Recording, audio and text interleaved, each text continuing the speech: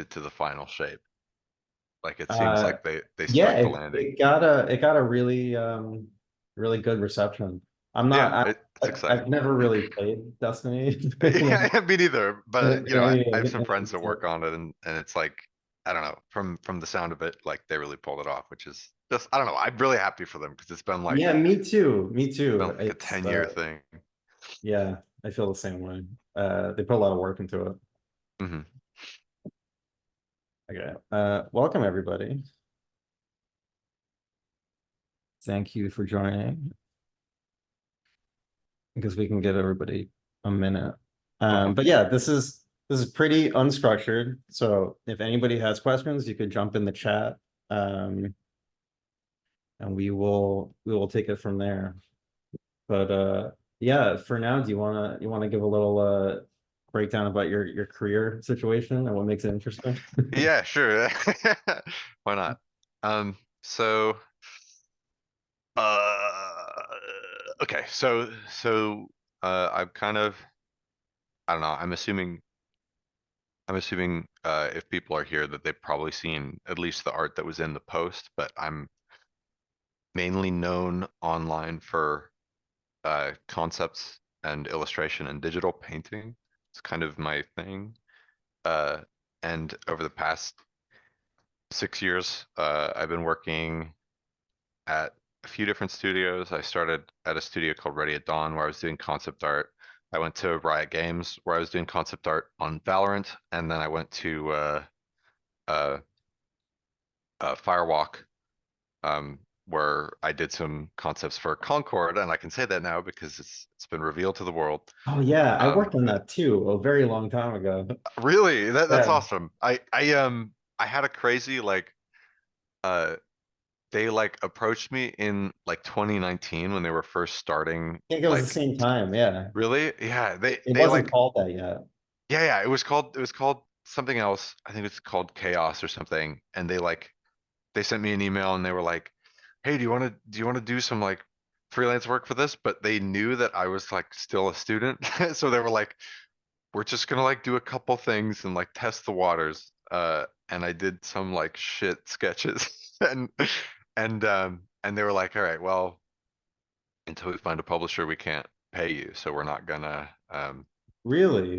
yeah, so they're like, we're not gonna bring you on for an internship because it was gonna be an internship because I was still a student. Oh, So they okay. were like, you'll do a few sketches, but we don't want to like work you without paying you.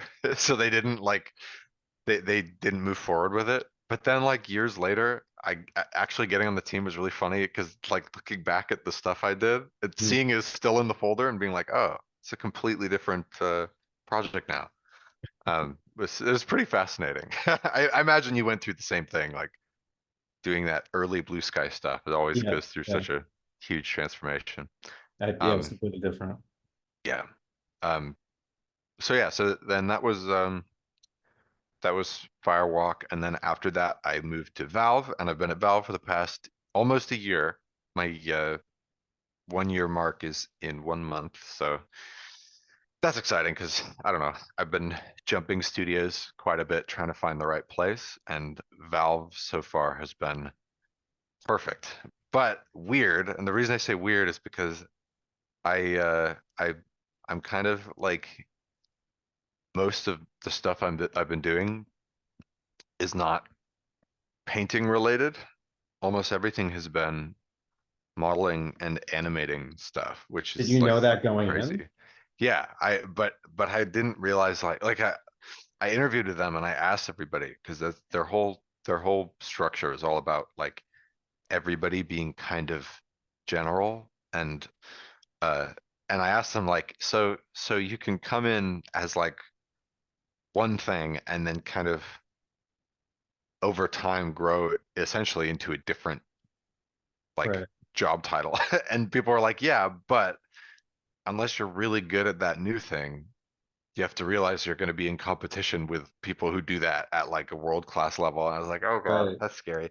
So I was kind of like, okay, I'll probably get in here and just do the same thing I usually do. Maybe eventually I'll start branching out. But it was fun because I immediately found opportunities um, to start modeling stuff and like learning 3D and to start animating and like and doing more like game design oriented stuff.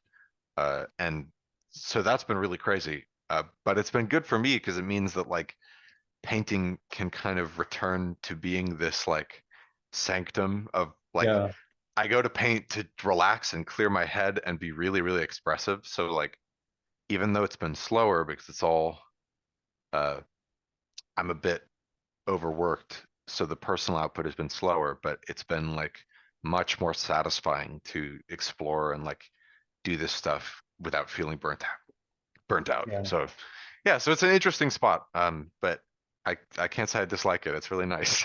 So No, I've that's good. definitely experienced a similar thing. I like to use a lot of 3D and Blender when I do anything for Mhm. work because it feels like a slightly separate thing. I can like, Yeah, yeah, I don't like know. you can categorize it almost. Exactly, Yeah, exactly. yeah. And then when I'm doing completely something for myself, it feels like that energy hasn't been drained. Yeah, right, right. And Yeah, that's how I feel too.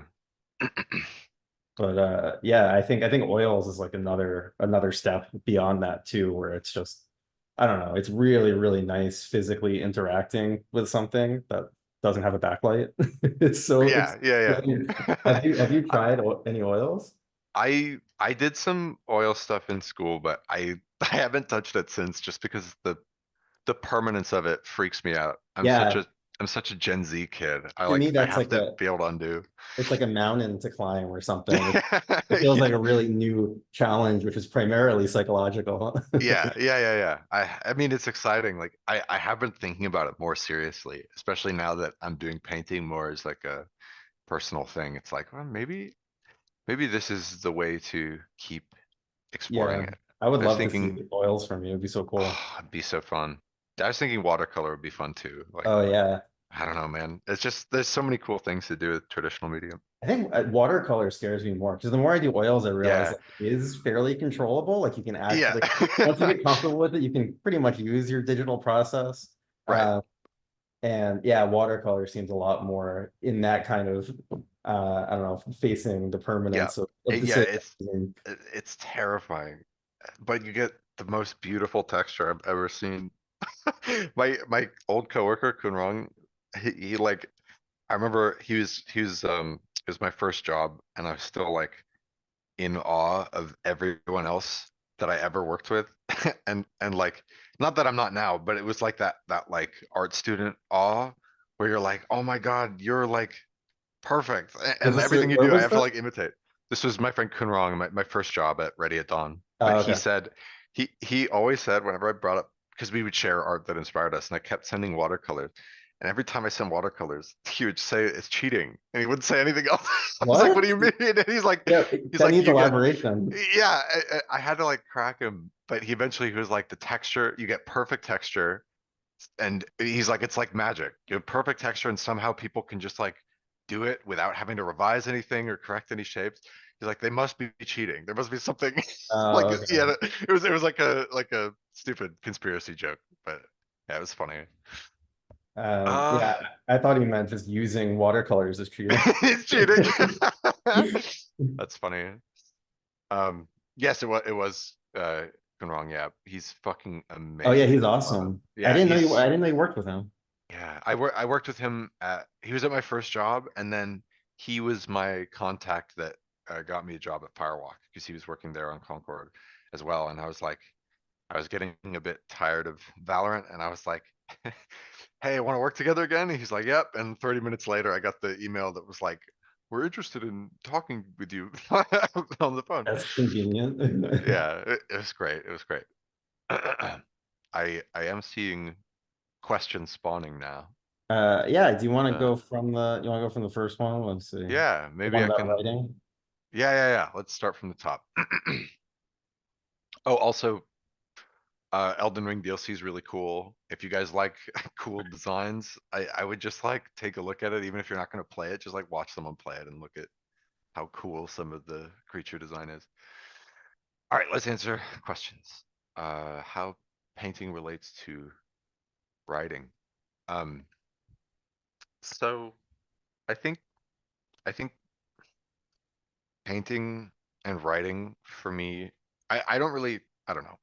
I don't have any opinion on whether or not my writing is any good because I've I don't really worry about whether it's good. That's something that's fun about it is being able to paint and then get stressed out about trying to make it communicate properly. And then with writing, I just can wing it because I've never studied it. I don't know any of the rules, and so for me, uh, writing and painting, there isn't really an order to it where it's like, oh, we do the writing first, and then paint the idea out. It's more like um, I have an idea that's fairly abstract that I want to explore. That's um, kind of fascinating or stimulating in some way. Just an idea that I think is worth exploring in a piece of art, something that I would want to talk to somebody about, and that I feel really passionate about sharing, exploring, pointing people in that direction. These are always really abstract ideas. And that idea could be explored through anything because its value isn't literal. Its value is it's so abstract that you can make a painting about it, you could write a poem about it, you could make a piece of music about it, and all of that stuff is kind of the same process. Uh, so when I write about an idea that I've painted, a lot of the time painting comes first and the idea develops because I developed the ideas easier through painting. And then I will once I've got a pretty refined idea of how, or a pretty refined view of how I want to express the idea. Uh, for example, recently the uh, Boltzenkinder thing, there's a painting that's like a creature in a forest and he's got a musket.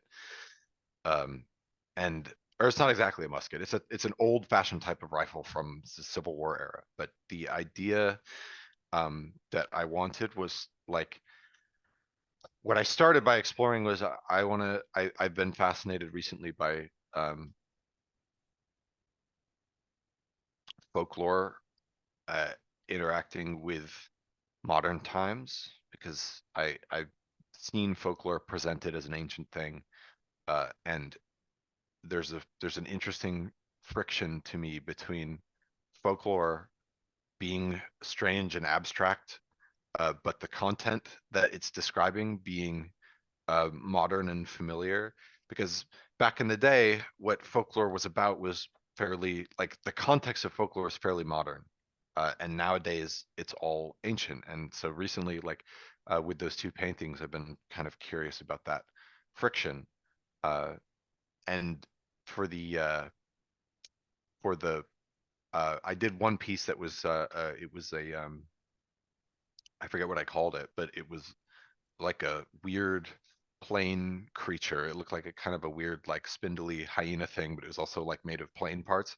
And that was like my attempt at fusing modern context with uh, like folklore feeling like impossible stories of mysterious things that don't quite make sense and feeling the friction of it, just experimenting with it. And the Boltzenkinder painting of the guy in the forest was the idea I wanted to explore was uh, there's an interesting tragedy in the idea that there are in the world of this painting there are two things that are timeless: demons and guns, and they're tied together. And I think that there's I wanted to tie them together and be like there are these two things that are inherently present in human communication is like violence and weird folklore, and maybe the way I can express that idea is by having a creature that is an ancient, timeless demon, but it can somehow it knows exactly how to use a gun, like articulately, as if guns are a part of that same realm, and violence is kind of our door into the world of this demon. And I thought that was a great idea. I was like, that's really weird and cool, and like it's an interesting way of expressing um, this idea that I've been thinking about. Uh, but there's all sorts of different ways I could have expressed that. I could have done a bunch of demons on a mortar or a bunch of like demons driving in a tank. You could have done all sorts of silly stuff. Um, and so I tried it with the painting first to just see like, what if I just do a creepy dude out in the woods, like your typical creepy demon encounter, but he's very articulately reloading a rifle. And that idea kind of grows as I work on it. And then by the time I've finished the painting, I have a pretty solid idea of like, how do I want to describe this thing with text?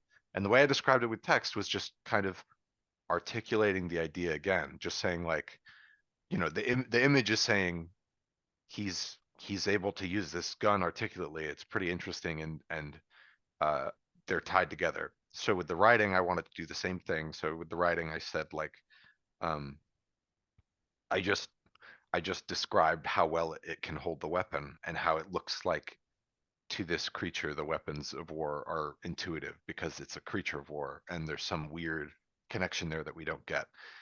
So yeah, so it's a bit of a tangent, but in terms of taking my idea and turning it into a painting and a little bit of writing, uh, I'm kind of doing the same process for both. I'm just starting with a abstract idea that's really compelling to me, and I'm finding tools to explain that idea in the way that I want to explain it. And the tools in writing and painting are different, but it's just about articulating an idea that I'm passionate Have about. you ever had the impulse to explore any of that in music or something separate Yeah, from? yeah, yeah. I there? used to write music all the time.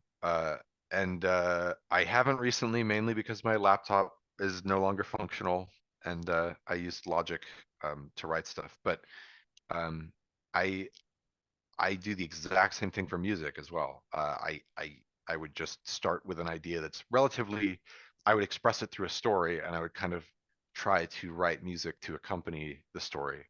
And it was almost like the same way that my writing kind of complements my paintings now. Um, what I wanted when I was doing music was to make paintings and then make music for the paintings and then make writing for the music and the paintings and have like this little thing that you're presented with, this little like bundle of different mediums of art that all together give you a pretty nice fuzzy idea of what I'm going for. So you have like these compelling ideas that I assume like you can't stop thinking about for a little bit. Like how do you Yeah, kind of get in touch with those things that you find interesting or compelling? I Does it always come easy, or sometimes you have to kind of dig deep to find it? sometimes it's weird because it's it's almost always the ones that I can follow through with in the moment, because I do have like a document that I can write these things down, and I like, they'll just come to me randomly and I'll be like, oh, that's a really good idea. Like I can see really compelling imagery coming from that, or really compelling writing, and then I'll write down that idea, and I'll revisit it in like a week and be like, this is garbage. What was I thinking? Uh, and and it's so funny because sometimes even a year later, I'll revisit that document when I'm out of ideas, and I'll see something that I thought was garbage and be like, actually, with revision, I Right. do see something compelling in here. So it depends. It almost feels like I'm not in control of it. It's like I'm just thinking about things constantly, and when stuff is compelling and kind of hooks my brain, I'm like, I need to hold on to that. Like remember that feeling, the abstract kind of And do you feeling of it. usually make attempts at that pretty quickly? Like, okay, Yeah, I have this usually idea, like then that the next minute you're gonna try something, yeah. or It's do like these when I things kind have of like marinate for a while? sometimes I let them marinate, but usually it's pretty rapid. It's like I have an idea, like the modern folklore stuff, Yeah. and then like I take a painting to explore it, and while I'm painting that, I'm letting it kind of marinate, like you said, like germinate a bit, and new ways of approaching that idea or new specifications of an idea that started quite vague, kind of come about while I'm painting sometimes. Or sometimes So it's like, so yeah, sorry, sorry, go on. sometimes I like get up in the morning, I have a crazy idea, and I'm like, I'm gonna start painting this now, and it doesn't change. But most of the time, it's like I have an idea and I think on it for like 30 minutes or so, like, while I'm getting ready in the morning, while I shower, Yep, or like yep. while I'm eating a meal or whatever, I'm kind of stewing with this idea. I'm like, is it compelling? What would make it more compelling? What is the kind of something I usually look for is like, what is the next step forward for this idea?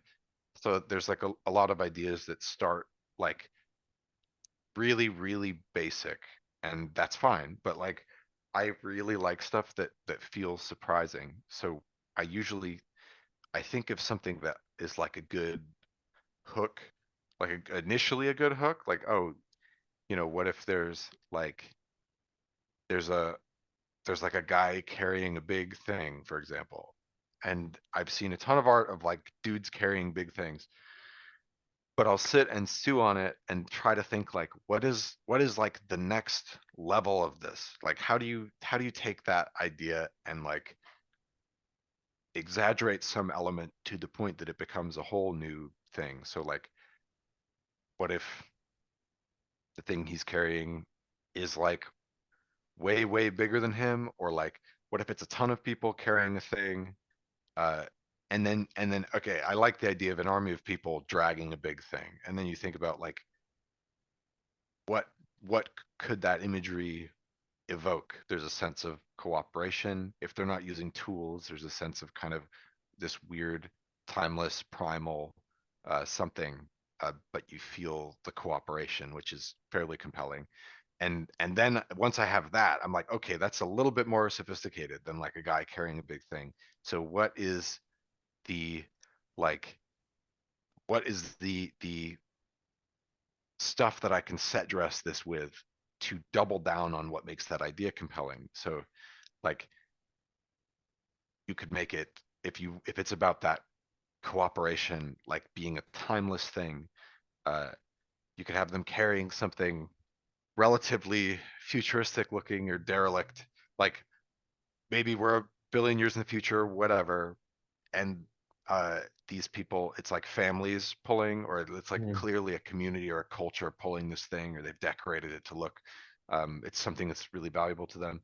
Like, and I'll just kind of continue down that path of like, what what do I now do with the image to reinforce that initial idea that made it compelling, the idea of like human cooperation, in a kind of timeless alien setting. And so that's how they'll kind of evolve.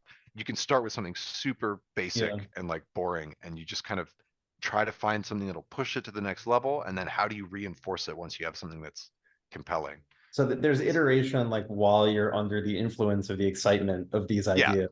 yeah, And yeah, yeah. and how much of that happens like on the canvas as you're painting versus Mm. like mentally? It's a pretty even split, because a lot of the time I'll spend a good 30 minutes to an hour kind of mindlessly scribbling, but like running in my head, like Mhm. how am I going to sophisticate this idea? And then once I actually start drawing it, I realize that it's still boring and I'm actually on step one, and I have to like, Right. I have to find the compelling hook again. And sometimes I have to find that through drawing.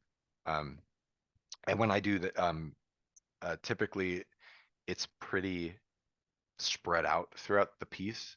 So there's certain pieces where I'll be like halfway done blocking in my shapes, and then I'll realize like, oh shit, I'm on step one again, and this isn't doing that next step thing that I like, and I'll try to find It's a just new interesting because it's thing. almost like the idea is in charge. Like you're Yeah, trying to get it out yeah, there. And I think yeah, that's a really good thing because otherwise it's like then anything is just good enough. But right, if you really exactly, want to exactly. communicate, if you really want to communicate this idea, that's how that iteration happens. And Yeah, through that process of iteration, it improves. And I think that's where really exciting work comes from. I think it's the most important thing that gives you like this compass that kind of guides you to these interesting directions and yeah, allows you to surprise yourself and I hopefully in that totally process agree. surprise others with the work that comes out of this. But that's almost like a side effect of just following this Right. excitement. Exactly. Yeah, yeah, yeah. It's like it isn't something. This is why I try to explain that I don't think super exciting artwork is able to come about by a formula in terms of subject matter. I think that in terms of the way you paint something, you can break stuff down into a fairly consistent process for the most part. Like I've seen compelling art that I'm like, I know exactly the process you went through. I know he made it and it's really well painted. But in terms of like subject matter, like how do you make your subject matter interesting? I think you have to ride this excitement of like you let the idea control itself and you see how it impresses on you.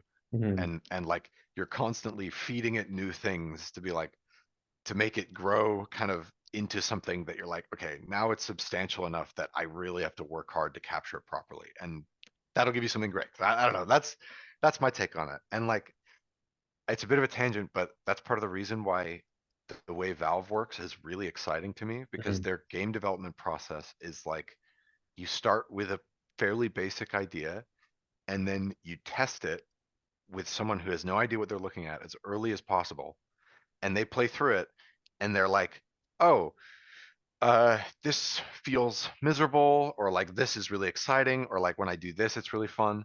And the the player, it's not that the player's in charge of anything, because obviously they don't know what you're thinking, they don't know what your plans are, but they will bring stuff up just based on the way that the human brain interacts with the game.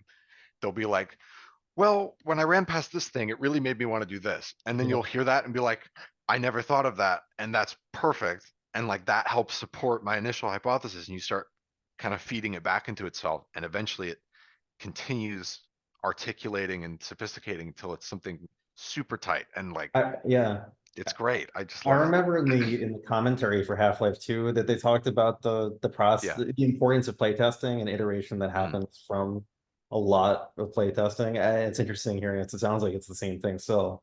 Yeah. It's still the same. And it's crazy because I did not expect how frequent it would be. It's like, once or twice a week, there's like a couple hours of testing and it's like it's thorough testing too. It's like our whole group in a room, like watching someone play the game, like screaming at the screen. And somebody said the level designer I've been working with for the past year or so, he's like he said the goal is you keep you keep following the ideas and watching it kind of articulate until you can sit through a playtest without being frustrated. And that's Mhm. the point where you know you're like in pretty good water to start like polishing stuff. Because otherwise, every time you watch one, you're like, they're not getting what I'm putting down. Yeah, it Like sounds annoying. it's so annoying, dude. It would be like Like, having to show somebody a painting, like when yeah, not I'm not done yet. Like I don't want to show you. oh, it's so bad. Yeah, you work for something on weeks or for weeks, and then you watch someone like I've literally there's a thing that I've been for months I've been like tweaking this thing to be like I'm gonna make players are gonna notice this. They're gonna notice this. And every playtest, it's like completely ignored. And I've done so much. And it's just crazy to be like it needs something else. The idea needs to like flex somehow. And we need to figure out what that change is. But it's so interesting because it really does feel like both with my painting and with how we make games at Valve, it feels like the process is guiding itself. There's no Yeah. like director visionary that's like, I know the perfect way to do all this. It's like the idea exists and a person is like kind of bringing it into the world and they're only bringing in their slice that they can make, you know? And I think that's just really great. And that's part of why I'm always so excited about subject matter over everything else because I'm more interested in seeing like someone takes a piece of an idea and presents it to me and I'm like I understand the idea you're talking about even if they do it in a different way than I would have. Well, It's like it's called concept art. Like it's about right. concept. Right. I think somebody asked like what's the way to get ahead as a concept artist, like starting Mhm. off now. I think it's the same as it has been, and it really is that to like Yeah. make sure that you have something unique and interesting to say. Mm. Mhm. Um, and that's what's gonna stand out. Totally. Yeah. All right. Sorry, I'm getting so excited about all this. I gotta run through more questions, so I'm No, that's gonna. great. I would love to hear more about what you're Okay. doing with Valve too. We can always circle back. Totally. Yeah. All right. Raphael asks, "What are my main influences?" My work reminds some of Sergei Kolsov. Sergei Kolsov's definitely an influence, especially modern Sergei Kolsov. Even though I don't take many visual cues from him, I am a huge admirer of how himself he's become. Like his art had such a great. He's obviously technically a master at painting. I love his work, but seeing him pivot in this crazy direction that like disregards all of his rendering skill and like all of his concept art tools is so inspiring. It's like you're just doing that stuff for yourself. It's really amazing. I love it. He's a big influence, and I think ugh, the thing is, I saw his stuff while I was learning his early stuff, and it was just the most awe-striking, intimidating. Like Yeah, I I remember have to do this. just thinking, yeah, there's no Yeah, way. How is it yeah. It's like possible? he's on But, another level. I'm fucked. yeah, It's like, but uh, as I've gotten further into my own journey, um, I've seen my own art style kind of evolve into its own thing that I really like seeing how separate it is from where I started. But I think what's funny is there is a seed of early Sergei Kolsov in my painting now, and I can't get rid of it, which is great. I won't complain about it because he's an amazing artist, but that's there. In terms of the references that I am thinking about more actively, like people I will look to for like their decision making and their uh visual style. I love Dave McKean. I love 20th century illustrators like Norman Rockwell's really good. Um, Dean Cornwell, Maxfield Parrish, and uh, I I like Leyendecker, but I feel like Leyendecker, I get caught up in the way he's presenting the shapes, and I'm not as interested in what he chooses to paint. Like his voice is interesting because his style is like a part of how he paints, and there's yeah, a recognizable subject matter, but like it's mostly style for me. And like I don't know, with someone like Dave McKean, it's kind of the opposite. He could do anything, and I'll like he could do any style, and I could kind of tell like, oh shit, like that has this feeling to it. There's this weird angular, like even when he does more realistic stuff, there's kind of an angular collage feeling to it, which is really cool. I Oh, think that's Sergio more. Topi. Sergio Topi's amazing. Um, Mobius, Katsuhiro Otomo, Miyazaki. Uh, it's mainly people from 20th century. As amazing as um, all the wealth of incredible modern masters we have today, for some reason, I keep finding myself coming back to a, this group of people that are kind of before my time, but not so long before my time that it's like, I don't really care about classical painting like Titian or any of that stuff. I like Sargent, I like Zorn, but I'm not. It's not what's like driving me, you know. Right. But yeah, it's hard to say because there's so many influences, and I rarely copy things from them. I'm more looking at their spirit, like Miyazaki's spirit in designing things that he treats them with the respect as if they're real. His characters, he treats them with respect as if they're real people, and like those are the kind of things that really inspire me more than the way they draw a line or the way they style shapes. It's like how do they treat their subject matter? What is their motive? Like what are their philosophies towards art? That's the stuff that I see and I'm like, ooh, that I want to be like that, you know. Everyone's talking about Elden Ring too. That It's everywhere. there's You can't. it's great.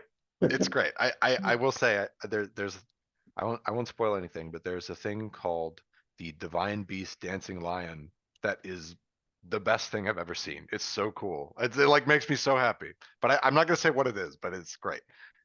Um, Let me skip past that question. What do you feel is the importance of having a mentor in your art journey? I mean, I think it's hard to say because for some people, it depends on the mentor and it depends on the person who's being mentored.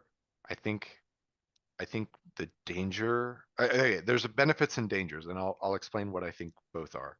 I think the benefits of having a mentor are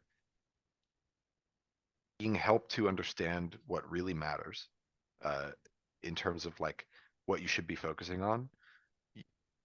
it's also kind of the danger because a mentor could easily kind of live vicariously through you and be like, "Oh, I wish I'd been more expressive when I was first starting out." And they like get you to be really, really into a certain mindset that might not actually help get you a job. And I think there's this weird trade-off where like you kind of there's a certain mindset you have to adopt to kind of nail a first job at this point, but you have to not be concretely set in that mindset and be able to grow once you've gotten that first position. That's kind of my opinion on it. But what's scary is I feel like with mentorships, it's it's easy to feel like you're being pulled too far in one direction or another of that balance. So I've seen mentorships where people are like, we're going to do a boot camp and we're going to get you a job right away. And here's this an easy 10-step process. And here are all the steps. And like they can just like ruin an artist's outlook on everything by presenting it as a formula and there's only one answer. And like your room to explore is really limited. But I can also see a mentorship being like completely unhelpful to getting a job if getting a job is your goal.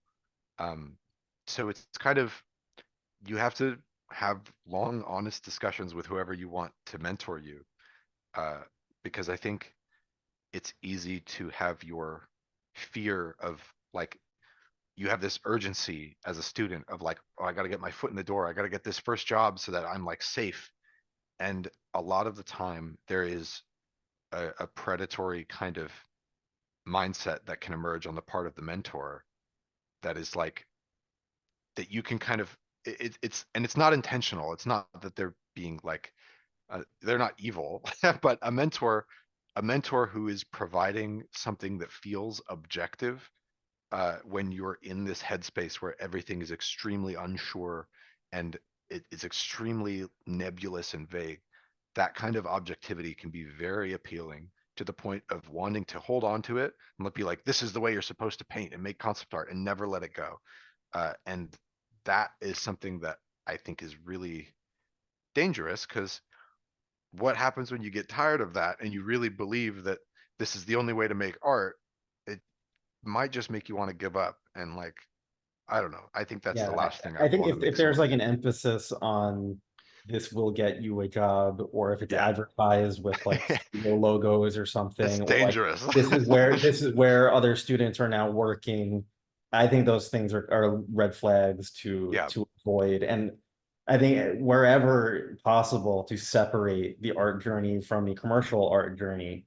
And I'm curious what your thoughts on that are. It's Mhm. completely separate from the commercial world. Do you think it's Yeah. important to have a mentor in just learning Right. art for self-expression? And did you have a teacher, and was that important to you? Right. I mean, when it comes to my personal work, I had to kind of mentor myself. Most of the education I got at Art Center was pretty much that like objective.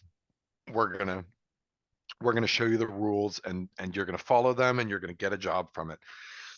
So a lot of it's weird because what I do at work is fairly informed by my education at Art Center, but what I am known for online and what I have more fun doing, Art Center taught me almost none of that. Like Yeah. when I went into Art Center, my entrance portfolio for Art Center is like in terms of the things I value in art, the ideas and the subject matter is like the exact same quality as the portfolio I made coming out of Art It's Center. just There's like funny no because difference.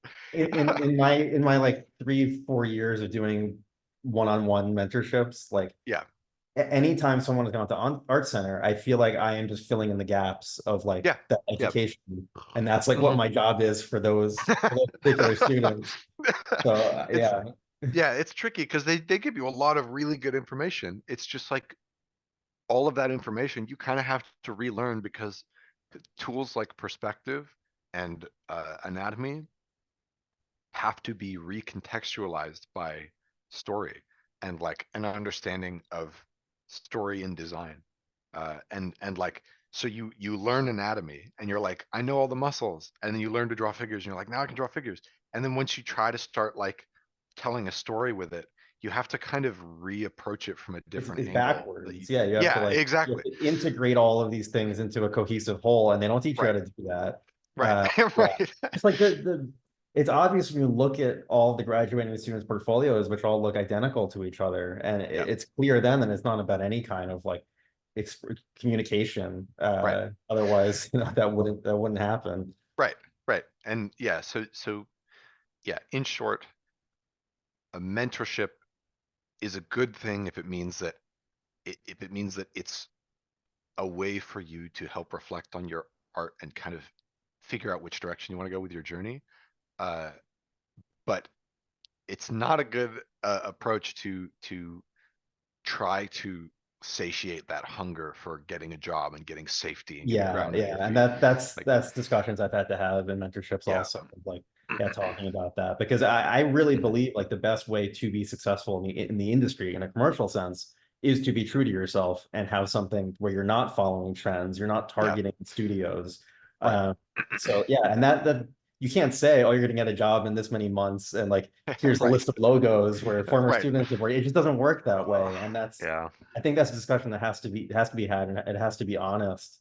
yeah, When I have students, it's usually like one of two things. Either they don't know what they want to communicate because art is a language and it's focused on communication and what is important to the student. And because, like I said, and what you were saying, like that's the compass that guides you yep, towards anything interesting and worth showing. Um, and then the other side, it could be where somebody knows exactly what they want to do and they know that there's a technical gap. yeah, And I can just show, here's some of the things. So here's some of the tools that might be helpful for that. right, Uh, right. so yeah, I try and kind of like figure out what would be most helpful in those instances. Mhm. Yeah, if people want to mentor, you should talk to Devin about mentorships. He's got a really good mindset about all this. Let's see. Uh, for my layer structure. Okay, so just for some context, I organize typically, well, not typically, it depends on the painting, but for my daily paintings that I did in 2021 and 2022 that I plan to return to this year. I don't know if I will, but I plan to because I'm feeling excited about painting again. Um, I organize it by lights, mediums, and darks, and I keep each one to its own layer.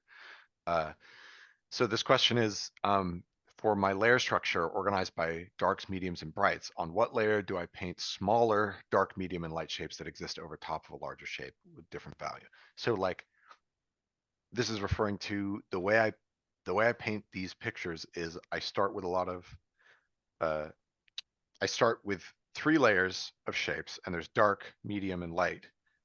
And I am not just worried about shadow casting. I'm also worried about material. I try to communicate as much information as I can with just these 3 layers. And on top of those layers, I will add subtle variation. And typically, when I do that, like smaller dark, medium, and light shapes, I'll do those uh, I'll just do those straight on the same layer, or I'll do it in, if I feel like it's too destructive, I'll do it one layer on top. But it never really gets too extensive. Usually the benefit of working within only 3 or 4 layers is that like when I'm doing these little specifications, if I don't like something, I can just paint back over it with the original color that the layer was. And it's kind of, I don't know, it I don't like a process where I'm holding on to all the stuff that I've tried so I can like go back and go, oh, maybe this was the right direction. I kind of more am into a process where I can uh I can make some shapes and be like, if I don't like the shapes, I'm erasing them and they're never coming back unless I redo them with new thoughts and new context. I prefer that process. So that's, I'll just kind of paint them into the same layers so that uh I could paint over it without like holding on to the stuff that I did before. Like just in case it was really good and now it's bad. It's like it's fine either way. Like if it's worse, who cares? You'll add other stuff to it that'll make it better by the end. It's you are trying to be deliberate, but like I don't like this checkpointing idea of like, I'm gonna hold on to those edits for later, unless it's for like a client and I'm trying to hold on to different versions that they've asked for or that they might want to see. When I'm doing this personal stuff, I don't really worry about it. So it's fairly destructive. Very simple, basic caveman approach to painting. uh, is the best way to be noticed by companies. Should the portfolio have more personal IP artworks that contain a lot of sketches, process notes, or maybe should it look like a one or two finished art pieces, high rendered illustrations? The other question is, what do you think is the most reliable format of work? And at the moment, your opinion, in-house, freelance, or something else, maybe. Um, well, I'll start with the end of the question. In terms of job security, uh, it seems as though everything is kind of tumultuous right now. Uh, because I've seen people who've been employed for 10 years get laid off uh, this last couple of years just because of the market crash from COVID. Uh, so I think they're both pretty unpredictable. They both have their drawbacks. Um, I prefer in-house mainly I because I'm more about the the like idea stuff in terms of capturing an element of an idea. I'm not as interested in expressing someone else's idea uh, and painting it really well. I really like to have a bit of freedom. And I really like to be able to kind of communicate that freedom with other people who are also trying to go after the same idea. I like collaboration a lot, is what I'm trying to say. And so for me, in house is the right thing. I really like being in an office and being able to walk over to the other person that's working on the thing and be like, I have this idea that I'm trying to capture that goes beyond my medium. And hopefully we can both look at that beacon and be like, okay, how can both of our different disciplines lead us to a shared result that achieves this goal? Uh, and and that's something that the couple of times that I've tried freelance, I've struggled a bit with communicating on that level.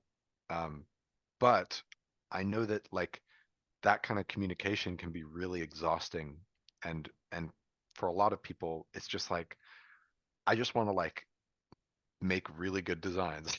Like I don't want to worry about that stuff or really good illustrations. Or you've found a company that lets you do freelance and you can work from home and have the benefits of freelance where you have multiple clients, but you get to have that kind of creative input. I've never seen that, but I'm sure it exists and I've heard it exists. So to be honest, there is no like most reliable format. Um, for a while, in my pride, I thought it was in-house full-time jobs for a while, but these last couple of years have really, really proved me wrong. Like it's not really a reliable field in general.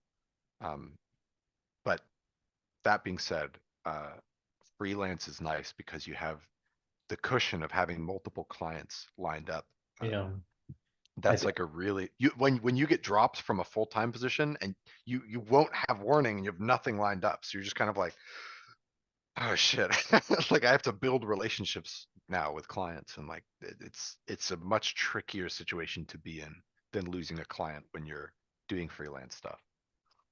yeah, I think I'm a proponent of casting multiple fishing lines because if one thing Totally. falls through, you have something else. I think that's the only way for things to be reliable.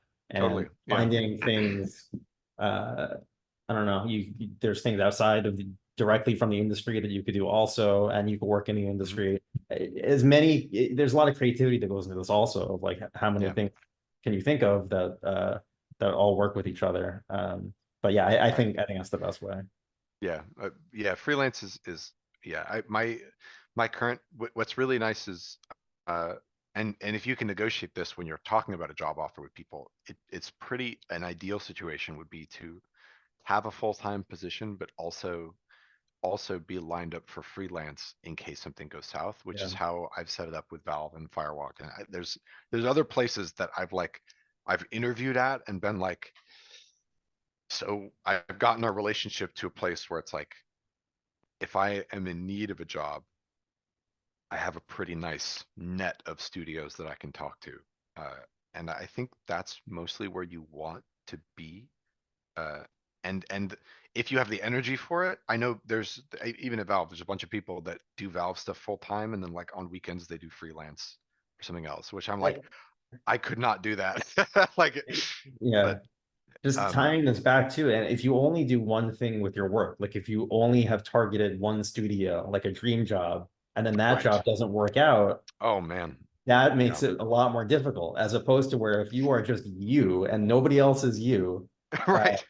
yeah, then you can work for anybody because they're gonna Right. want what you do. Yeah, that's pertaining more to the first half of the question as well, which is good.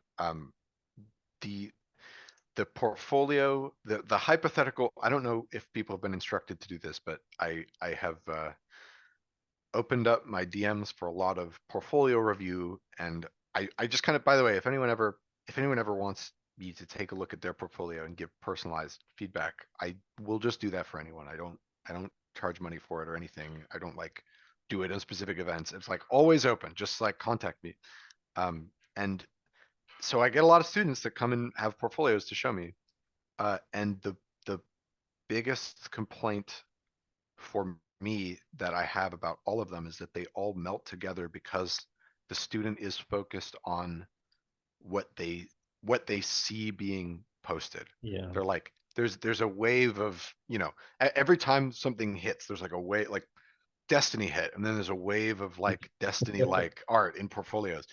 Spider-Verse hits, there's a wave of Spider-Verse like art. Arcane, you know, like every time one of these big like art powerhouse things drops, there's a bunch of portfolios that are like, oh, this is what people like to see.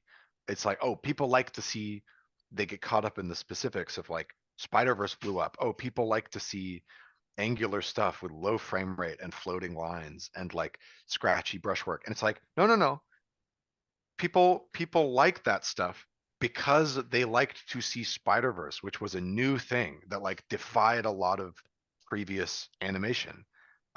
It's like, so you're kind of shooting yourself in the foot, because what people like about Spider-Verse is that it's new. A copy of Spider-Verse is going to hit the opposite tone with a lot of people. Um, or they're going to go, oh, it's like Spider-Verse, you know, which makes it tough because like Spider-Verse now has a billion portfolios that they can choose from to be like, who is going to do like who is our new intern that we're going to bring on, and they can either choose someone who's like new and going to bring something new to the project, or they could choose one of the people who can very well emulate the Spider-Verse style, but that person is one of thousands, so you have a lot of competition anyway. So it's kind of it doesn't really work out for you if you're making it for a student, like for a studio, or like trying to say like, oh, I'm riding this kind of wave. Like I don't want to call it a trend because I don't like, I think it's trend setting, and then everyone is kind of following like a mini trend, like Spider-Verse or Arcane or any of these big arty things.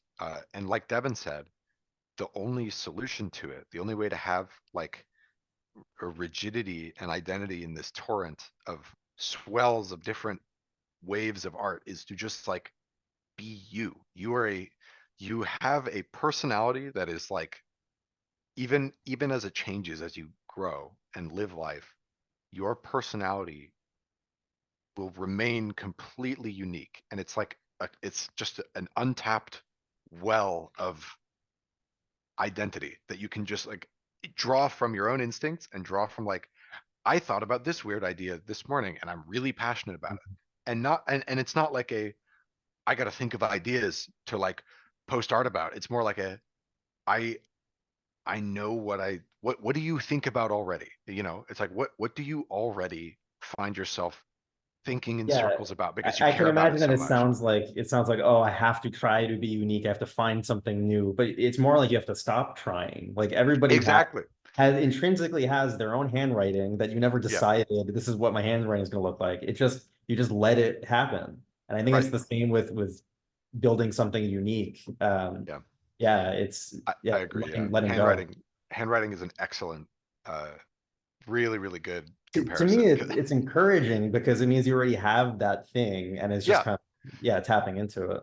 it already exists, and that's why like people are like, a question I get a lot is like, how do I find my style? It's like, you already have your You style. have it. Yeah. It already exists. It's the way that you it's the way that you take the shit that you're interpreting from outside and you draw it on the page. It will automatically manifest. It has nothing to do with like what type of line you use or like what shape you draw eyes in. Like that kind of style is in servitude to a story, and you can develop that for a story. You can develop that for any kind of project. Uh, but your style is something deeper, and it's like a set of choices that you don't have to make deliberately. You know, they just appear, and that's what makes it so freeing. And like you have a weird relationship with it. I for a while I will see my art and be like, I hate the way my fucking art style looks. I'm not I'm like I'm not doing it in a way where I'm like, I think this is gonna look good, so I'm doing it this way. I'm like, I'm following the way that I naturally have come to interpret things and draw Yeah. things. And like I'll look at it sometimes and be like, I hate the way I interpret things. I hate the way I draw things.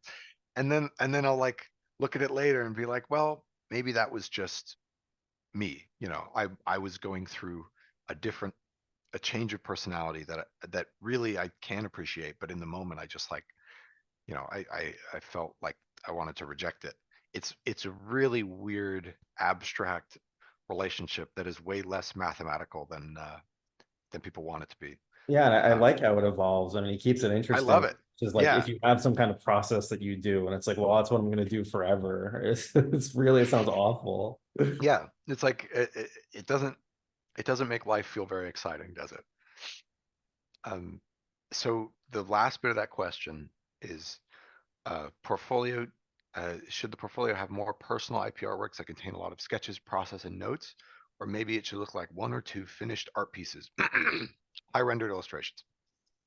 So just to disillusion you a bit, if you're applying to be a concept artist, uh, highly rendered illustration is typically not a huge part of the job, but it depends on what you're being hired for. If that is something you like to do, then you put as much highly rendered illustration as you want in your portfolio. But don't feel the pressure to. Like I did a couple. There were a couple things on Concord that I did like really, really super like rendery renders, and they took a long time, and like I had fun doing them, but it was like one or two paintings, and I worked there for a year. Most of the stuff I did there was drawings and like little call outs, you know, and like uh, sketches, things that weren't extremely polished. And I think that it's pretty unpredictable what the job will demand of you, because it also like a lot of the time studios will be like, okay, well, none of our in-house concept artists want to paint this piece of promo art, so let's go to a freelancer who's really good at that kind of stuff. Um, they will, if you want to be that person, then you make sure your portfolio is like that kind of stuff, you know. uh there isn't really like a like, ooh, the concept artist will get hired if he has this type of portfolio. It's about the work itself and what your voice, what what is your voice that comes through. Like no matter what, if you're doing sketches or finished paintings or call outs or like those really clean drawings, if you're doing comics, if you're doing like animations, storyboards, it's like your portfolio can be anything. And I think what people will get yoinked by is the the voice that persists through it all. You know, what Mhm. what what are you beyond all of the stuff you're putting in the portfolio? That's the important part. What you put is flexible. So don't worry about like, oh, I should have two illustrations, 5 pages of this. You know, don't worry about that. Just like put in the amount of it that you feel like is like, this is a cool project. This I feel is like, if you're doing a story, for example, if you're doing like a concept art portfolio that's about exploring a world and the world building in the story, do enough stuff that you feel like the spirit of the story is articulated. That might be one piece, that might be three or four pieces. Um, but you know, try to think about the integrity of the thing you're making more than like the quota. Don't worry about the requirements for like Yeah, there's how no many like rendered pieces. format. There's Yeah, no required. There's a book somewhere with like a format that it has yeah. to. Yeah, match. no, yeah, nobody's checking it up against like, here's our perfect portfolio. Let's see if Yeah, it matches. exactly. Like, It has to add up to something. Like, yeah, something that communicates who you are, what you want to do, and yeah, like an album of songs or something, whereas like a main idea when you listen to them all together. yeah, I think that's more of the way to approach it than yeah, that kind of rigid targeting. totally. All right, let's see. What were my first jobs? How did I start my art career? Uh, so I would consider Art Center kind of the start, because while I was there, I was working a bit with Firewalk, as I said, and it was rough work, and they didn't pay me for it because it was like kind of a half internship thing, but it does feel like the start of something. My first actual like full-time job was a VR studio called Ready at Dawn in Irvine that like uh nothing they do is like what I would have aligned with artistically, but it was kind of like I accepted that I was like, this is not going to be the perfect job, and I don't care. It's not very important for me to hold a perfect job right away because what are the chances? You cut down on how much career development you can have by trying to nail a perfect job from the beginning. So I took this job at Ready at Dawn, and I just tried to everything that I worked on there. I tried to make it as me as I could, and like sometimes people would not like me for that, and sometimes I would get mean feedback from people, and I would have to just be like, yeah, that's fair, but that this isn't a reflection on me as an artist, right? So that first job was a bit rough. But it was really nice because it gave me like, okay, I can breathe. I know I have the security to like have my foot in the door. I can continue to nurture my own portfolio. And then except for Firewalk, every subsequent job that I've had after that has been other studios reaching out to me because they found my work online. And the work online that I posted, none of it was the stuff I was doing at Ready at Dawn. It was all my personal work. So uh, it was a really good springboard to like work somewhere that had a relatively low ceiling for entry, but didn't wasn't necessarily receptive to the art I was making. Um, I I would maybe recommend trying to find a place for that, but make sure that the culture is okay because if it's a toxic work environment, it's going to ruin your outlook on everything. Um, but yeah, that was my first job, and it was working in VR, which was really fun to play test, but also horribly complicated from a design standpoint because you would run into problems that are just like shockingly niche. Like I was design they asked me to design like a booster engine to be fixated to they had it took place in Saturn's rings. There's a bunch of asteroid chunks, and there's a bunch of like they wanted to have stabilizing thrusters on the asteroids to maintain their position because they had built space stations into the asteroids. And so I designed these like modular stabilizing thrusters that could go onto the outsides of the asteroids. I like spent a lot of time on it and didn't show anybody. And then when I like showed them the design, they were like, "This is great."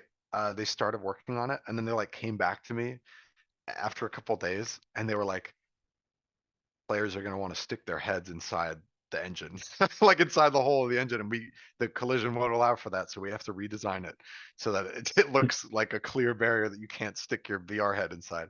I was like, "Oh shit," because the whole form factor of it was those giant like rocket bells, so I had to change the whole thing. And so there were things like that that were very annoying, but like taught me a lot about the restrictions of game design. It's kind of like you could make the coolest design ever, but at the end of the day, when you're doing gameplay related stuff, it's all about the player experience. And that's really hard to wrap your head around sometimes because sometimes players are miraculously dumb and you're like I wish they were just like a little bit smarter, but you can't blame them because then you go and play a game and you like completely miss something that the developers. So it's a very strange thing to have to figure out, but also a lot of fun. So VR was a nice little hazing on that front. It's like having that problem a little harder. How did I develop my sense of design? Um, I I look at things in the real world and for especially for mechanical stuff, I just go function first and like build everything around the function. And I let that make it look awkward. And because of that, you end up with designs that feel really uh, truly engineered, because real engineering makes no uh, room for decoration. Real engineering is like you solve all of the functional problems and then the decoration goes on top. And I kind of like to do my design from that perspective. Whether it's like, even if it's like ceremonial clothing, it's like I think about the cultural significance of something.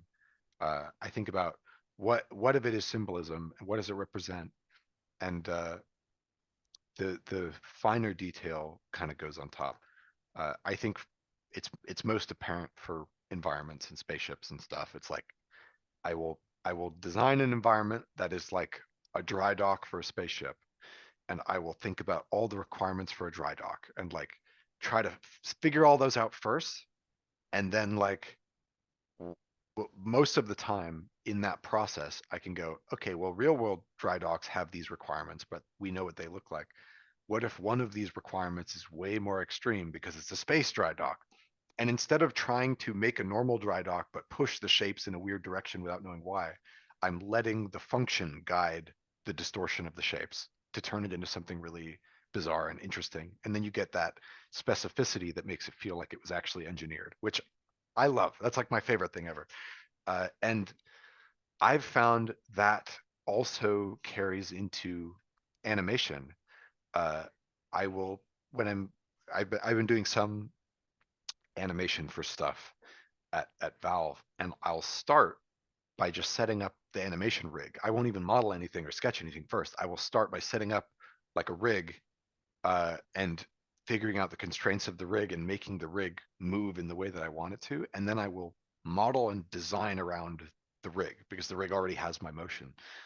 And it's actually an amazing workflow because you end up getting stuff that looks really weird, but it feels like it looks that way so that it can function properly. And you're like, yes, it feels like a real thing that was like actually engineered. You hit that sweet spot.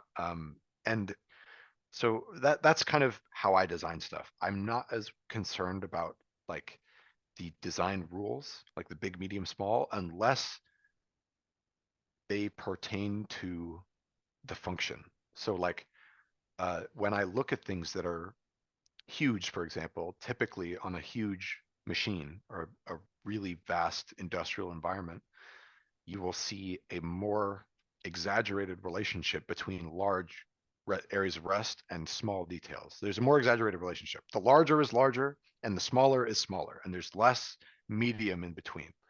And that isn't just like an arbitrary rule. It's just something I've noticed when I look at industrial stuff, and it comes from function. It's like if you have little details all over this large surface, a little human guy is not going to be able to reach all those details. So typically, you see details squashed down to human access points, right? Just it's a functional thing, but it guides the shape language.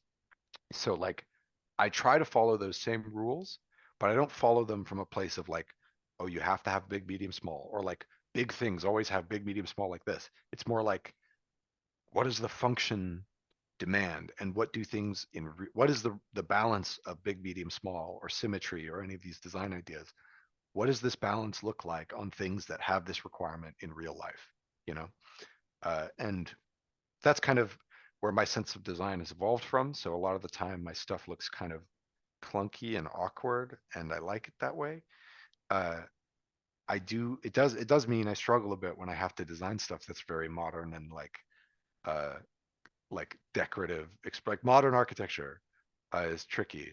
Working on Valorant was kind of tricky because I was like, I would draw some things for this architectural style that's very like modern and decorative, and I'd be like, I'm just like making random shapes. I don't even like, I don't know what this is supposed to do, this shape that I'm drawing, but it's doing something. And in that sense, your brain just has to be a little adaptable. What can I make that just looks pretty versus, am I trying to make something that just looks pretty, or am I trying to make something that feels functional? And either one is completely valid, but like you have to kind of have a different brain approach to each one. And also, if if someone had a gun to Devin's head, I would stop drawing forever, instantly. I would not let Devin die That's because very. well, but like I said, like because I kind of have a nice way out because like I'll be like, yeah, I'll never draw again, and then Devin's safe, and then like I can just write for the rest of my life I'm and glad do I could get the give you that same gift. process. Yeah.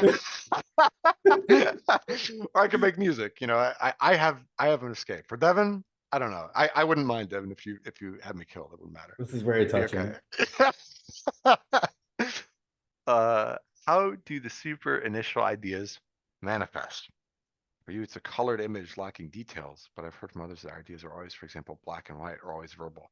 My ideas, they aren't necessarily image based. Sometimes they are, but it's it's never like and you know, I actually it's not true. Okay, sometimes it is a very blurry image of a composition, and I'm like, Yeah, mine's the very goal of blurry.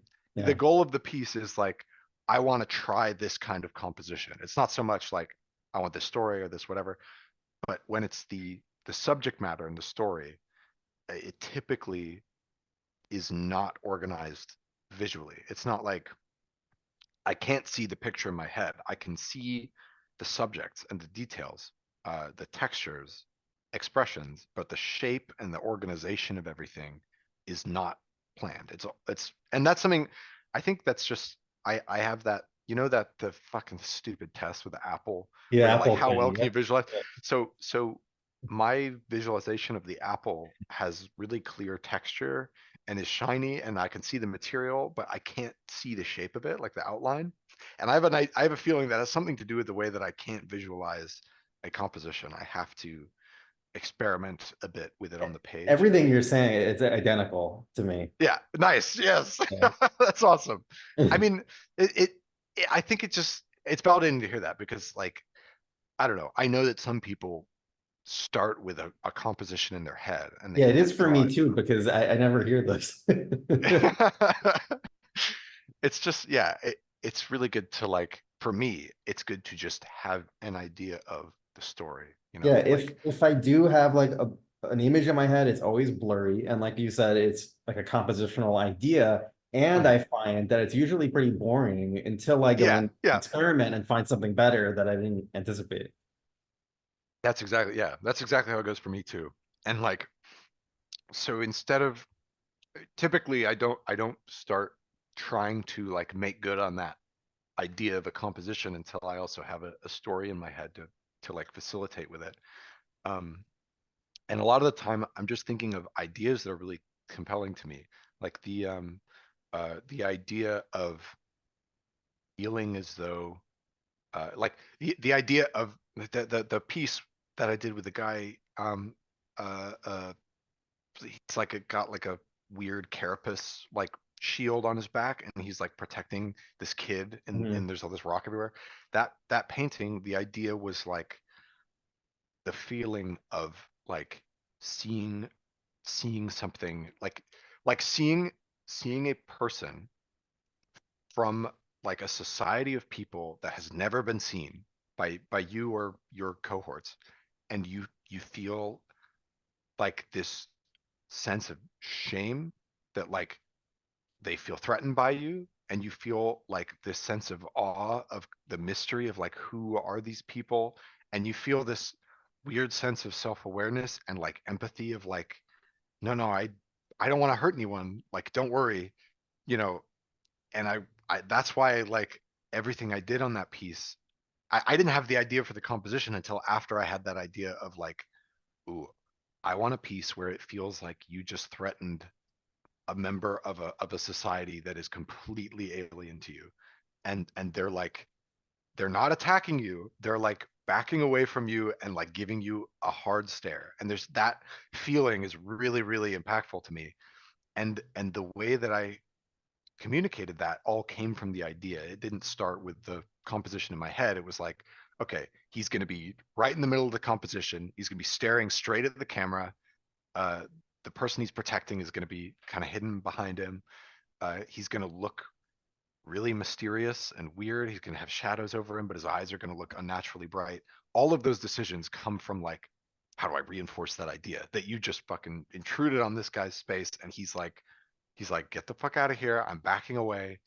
And like, you'll probably never see them again, you know? And like that idea is so cool to me. It gives me chills. So I'm like, I have to communicate that properly. Uh, and I don't get that same kind of excitement when I have like, oh, this would be a really cool composition. You know, when I have that kind of thought, like the blurry kind of composition, I kind of store it in my head and maybe I write it down if I can describe it with words. And then like when there's a story that feels right for it, I'll marry them Yeah. and create a really nice image from it.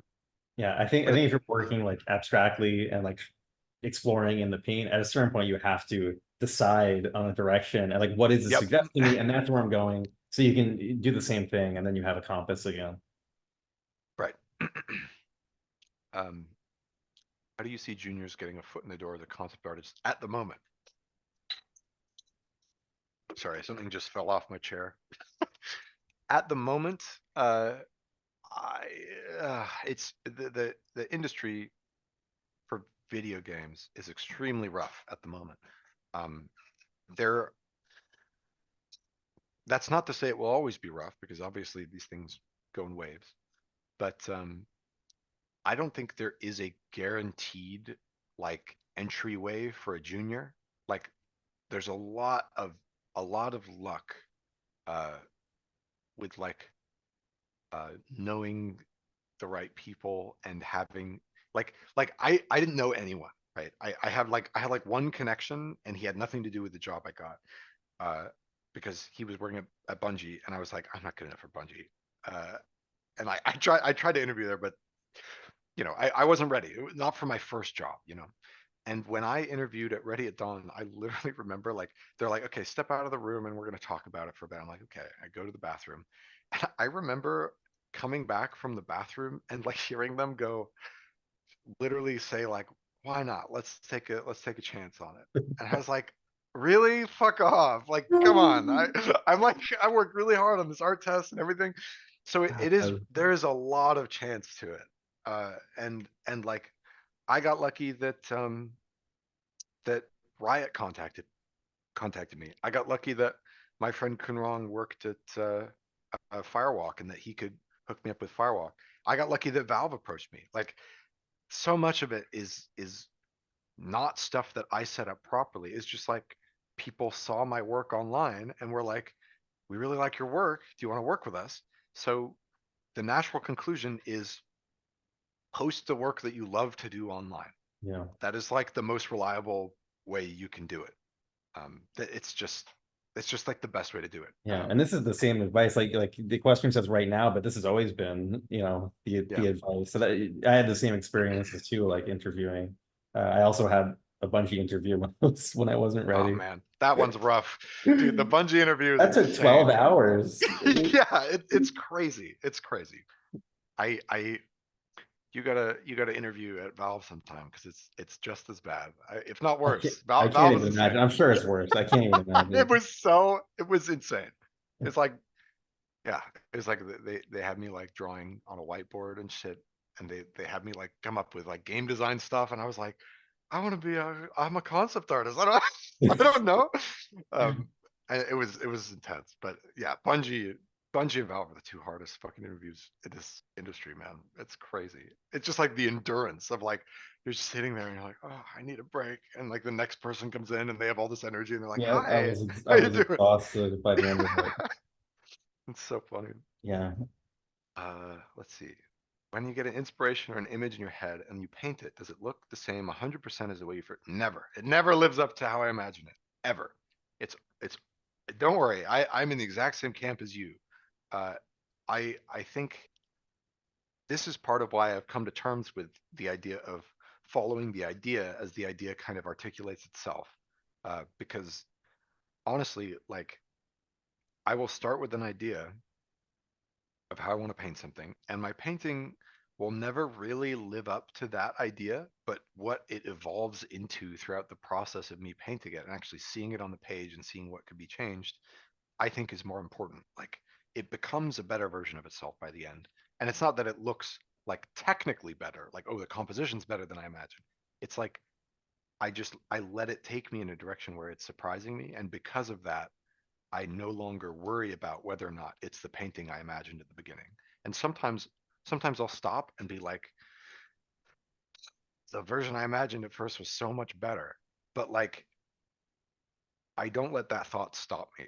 You know, I think it's important to not really like give that thought too much credit and like accept that your idea can change as you work through it. Um, that's not if you feel like you can make it consistent and the original idea you had is perfect, then go for it. But for me, it almost never happens, and I'm in the same camp as you. I have never been able to successfully replicate what I'm imagining, uh, and and I don't think I really tried to do that anymore. I just kind of let the idea steer itself. Always been interested in the subtle difference between a great artwork and a great artist. What makes the human behind the art sometimes greater than the sum of their parts? Yeah, that's a hard one. I don't know. I think it depends on the artist, but uh the for me, I think that one great piece of art can like define an artist for me as great. I don't think a bad piece of art can define an artist as bad in my head. I think that like the way I see a body of art as it pertains to the artist is like I just think of their best works and the ones that like appeal to me the most, and I'm like that is the sum of that artist, you know. And I don't know. I think I I I in my opinion, my favorite kind of art is the art where the line between the artist and the art that they're making is as blurred as possible. You know, like I like to see a piece of art where you can feel that they're expressing something to you, and like what they're expressing is really personal. It's something that they've really thought about, and maybe if you've thought about it too, that artwork creates a connection between you and the artist, and that connection is really valuable to me. So like to me, a great artist is the artist where I can see the human through the art, uh, and not necessarily like, oh, they did this really good painting of this thing, you know. But it's hard because I don't necessarily think about it in that framework all the time. I'm more of like I worry about the statement the artist trying to make behind each piece. So like even if they make something I don't like, if they've made a statement that is powerful, like Yeah. At least like the stuff that I'm not interested in is when it's you know what the result is going to be before you start, and it's the same right, thing every time. And yeah, I mean, it's not a judgment on that, but it's not what I personally find really exciting. yeah, that's how I feel too. Uh, do you see yourself branching off from working within entertainment and developing a project on your own in the future? This is hard because I have been developing a project on my own for fucking like 5 years. I've been developing my own stuff, and it's weird because it started as like I'm gonna make my own thing and it's gonna be a book. I'm gonna make a book full of graphic novel-esque pages with stories that I wrote, and I wrote 12 stories and I sketched them all out, and then I started painting them, and it was miserable. And I was like, do I just not like doing this? Maybe I need to scale down and just do one story instead of a book of 12. So I tried to do just one story. It took me 2 years. And I was like, I kept rewriting it. I kept redesigning characters and all this stuff. And then I was like, okay, maybe I'm miserable doing this. So I took a break from it. And then I was like, maybe I just got too ambitious. So I'll do a shorter story. And then that took me a year developing characters and drawing it out and planning out the story and drawing out the pages and the paneling. And I painted 3 of the pages. And then I hit a point where I was like, I fucking this is really tough. I am not even a quarter of my way into it. It was 16 pages total for that story. And because I wanted to paint it all, I didn't want to draw it like a typical comic book style, which I have great appreciation for. But I was like, I want to have a finished result that is like full color. And that was really my one of my main goals with it. And now, so now this year, The past 2 months, I was like, okay, I'll make a brand new story from scratch, and it's only going to be 5 pages. I'm not going to fucking go crazy. I'm not going to try to make a whole book. And I've just kept having to narrow down the scope of this project. And even this 5 page one is like throwing me for a loop. But this is the one that I'm like, okay, I can finish it now. Like I know that I can finish this one now. And I what I want ideally is to finish this one, and by the end to have something where I enjoyed the feeling of making it, and I have a finished thing that I also like. That combo is essential to me. Uh, and then if I like that, then I'll do another one and another one and another one, and then maybe I'll be ready for the 16 page one, and then I'll do another one and another one, and another one, and then maybe I'll be ready to put them together into a short book. I realized that uh, I wanted to branch off from entertainment, but a lot of work that I had not anticipated being so stalled by because I was doing it in my spare time. I have a full-time job and then I'm getting home and going like, all right, time to work on this like book thing some more. And it totally burnt me out. And I think that's part of why I struggled so hard with it. But I don't like the idea of leaving my job at Valve to go make this book thing full time. I think it's been for me, it's been more about finding the right balance of like I can still work on it on my own time, but it's not dominating my whole life with this like overload of work. And it's really important for me to find that balance. Uh, the projects on my own that I would develop also like I've realized that I feel like I don't have the heart to be like a director of a project because I feel I have been I have been at the command of someone who creatively I disagree with, and it's a terrible feeling, and like I don't want to put that on other people, like by like making a studio and leading a project. So and maybe I'll come to a different conclusion about that, but for now in my head I'm like solo projects are the way to go. And I know how to use Unreal. I can make a game. I've made games before. Uh and in my head I'm thinking like maybe I'll do something on my own someday, but right now I'm kind of really thriving in the collaborative element of this all, and so I'm not thinking of breaking off anytime soon. But I am working on an indie game with some friends, which we finally started putting our art direction for a demo together, and it's going to be fucking awesome. And that has been like really freeing because I'm doing all the art direction on that project, and I'm doing all the art on that project. So it's like we've all had a lot of talks about what the story is going to be and what the mechanics are going to be, and then I'm just in charge of everything art, and it's like I get to be an art director without having to like command people and like ruin people, make them miserable, and that has been awesome. So if there's anything to expect from me outside of Valve, it's that. But again, we're taking our time, so it'll probably be years in the future. Uh, when thinking about diversifying your skills, is it better to wait until you master, say, painting and drawing, and then move on? Nope. Never wait to master anything. It's never Just gonna fucking like happen. you'll never master painting. You try your whole life and you'll never master it. And this is what everyone says. And like there was a great quote recently from, oh my God, I can't believe I'm forgetting his name. One of the great directors of our time. But he said he's like 80 now, and he said, I've finally realized what can be done with cinema, and it's too late. And like and he doesn't think he'll ever be able to like make. He feels like he just got it, and it's like I don't want to. You will never if you wait to master That's one thing and then Scorsese. move on. Like I think it's Scorsese. Yeah, I think so. It's like you gotta just live in the expression of it. You can't go like, okay, I'll learn 3D once I've mastered all of painting, or I'll learn painting once I've mastered all of 3D. It's like embrace every tool you can and really get caught up in the thrill of learning. Because honestly, the work I've done in 3D makes me better at painting.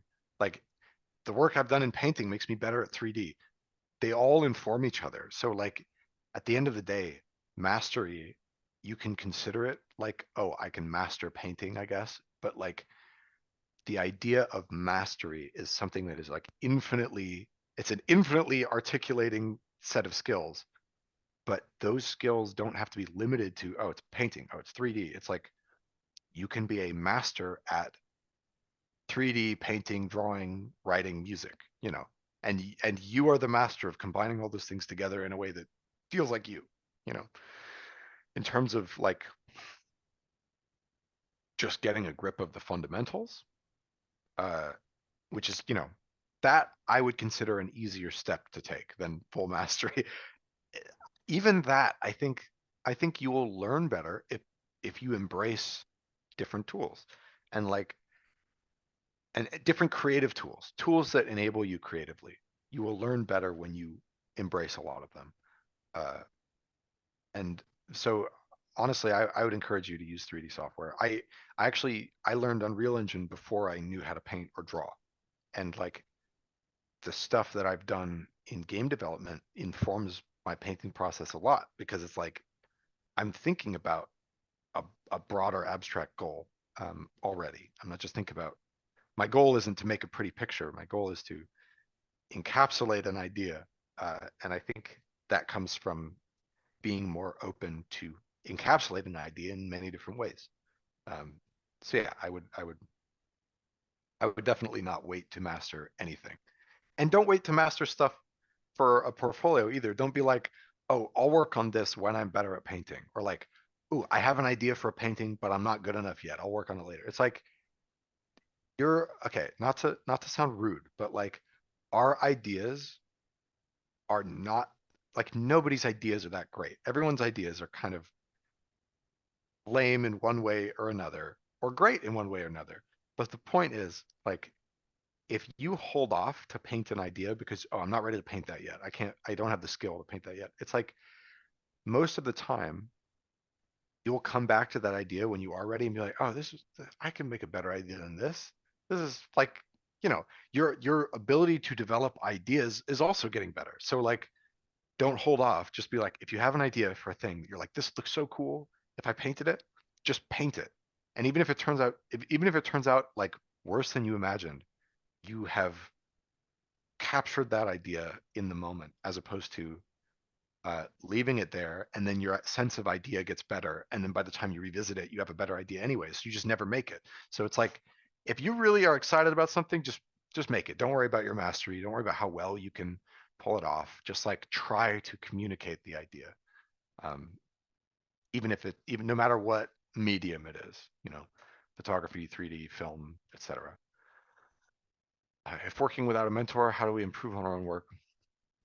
Be really honest with yourself, but also like be try to be attentive and not defeatist. And like don't look at another piece of artwork and be like, oh, it's so good, I'll never get there. Try to do like the eye test almost. Like you look at your piece, look at the piece that you think is so amazing, and start narrowing down differences. Not just differences in how it's painted, differences in what subject matter they choose to depict. Like, what kind of is the framework of their story? What is their composition set up like? And those comparisons, you don't want to copy someone and then like measure yourself up against them, but you want to be receptive to outside philosophies of art, because it might be that you have a feeling towards art, but you don't know that you have it. So you can't control it yet. You see another, like, that's how I felt about treating things like real objects. I never realized that I really wanted to do that. And I remember I would just draw things and be like, I can't describe this feeling, but I want to make a machine that looks a certain way. And looking to other artists, it wasn't necessarily to say, oh, well, they do it by adding this detail here and this detail here. It was more like the way you start realizing, oh, Miyazaki approaches his characters like real people, or Otomo designs machines to look like actual machines. And then I realized in my head, like, oh, there's this whole philosophy that I haven't tapped into of I've wanted this the whole time and I haven't been able to articulate it. I think that's been the best teacher for me, is like looking at other artists, not to see how they put brushstrokes down, but to see if they're doing anything more articulately that might inform the way I'm thinking about stuff. Uh, and it's so abstract, but like I if you can wrap your head around that, I think it'll be a good road to improvement. And the other thing too, I like to in each painting, I like to try to uh, not make it the focus of the painting, but I try to include at least one little technical challenge for myself that I've never tried before.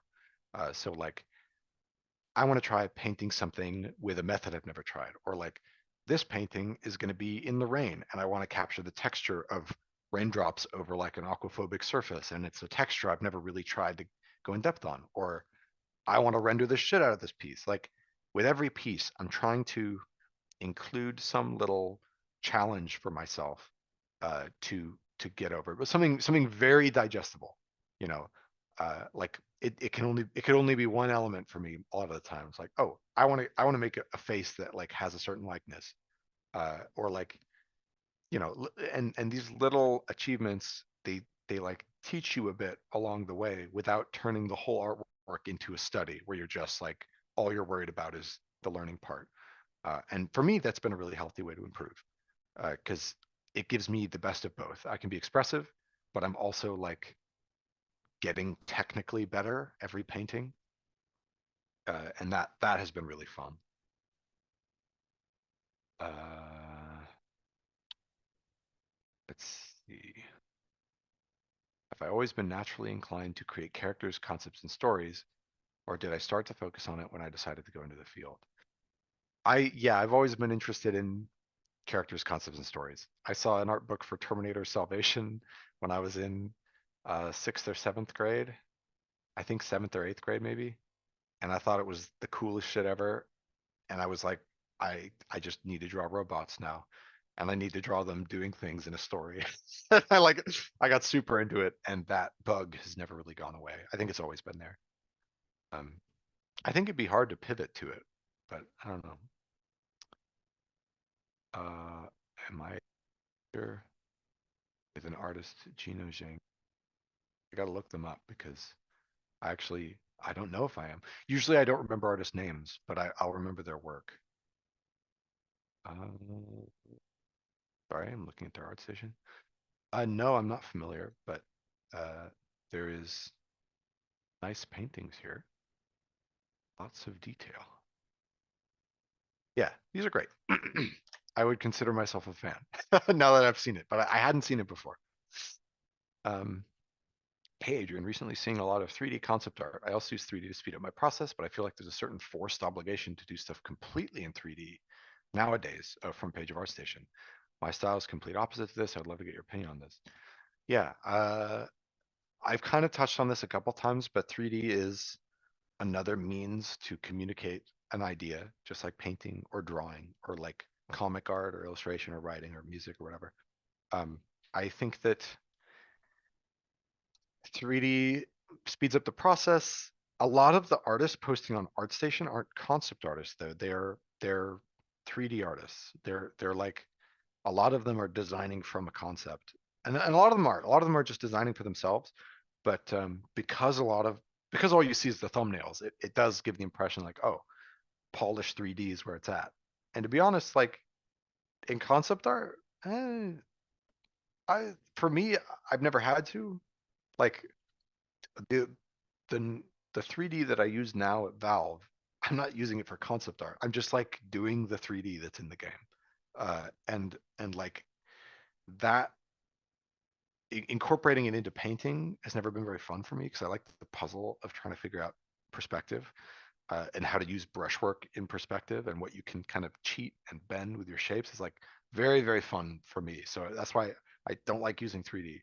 Uh, but like I don't know. I wouldn't listen to the front page of ArtStation for like what you should do because I don't know. Personally, I don't really like the way the front page of ArtStation looks, even though there's a ton of talented people up there. It's just like you you you do what you want to do, and the front page of ArtStation can wait. My work that I get employed for, that like I have, in my opinion, a pretty healthy career for. I my work does not reflect the front page of ArtStation, you know? And so it's important to just don't worry about it. Like that stuff looks amazing. And if that inspires you to make similar stuff, go for it. If it feels like, oh, I don't really make stuff like this, don't worry about it. Don't give in to that pressure. This is part of the reason I deleted my ArtStation. I know that like uh, it was amidst the AI thing, and I did make a big whoop about AI. But I just decided to leave it down because I just like I don't know. I don't really want to be. I feel kind of like an imposter up on that page when it like when I post stuff and like uh occasionally it'll get up on the like community page or the front page or something, and I'll see it and I get like I there's kind of a pride of like yeah I'm like breaking through the mold of all these other artists, but like they're all making really good stuff too, and like I don't know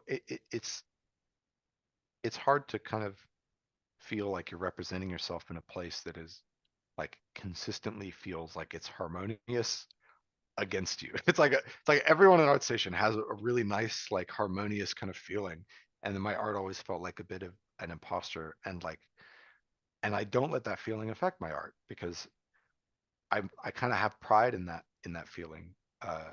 Not so much pride to stay with their service, but pride nonetheless. You know, like I think that it's okay to not listen to that obligation.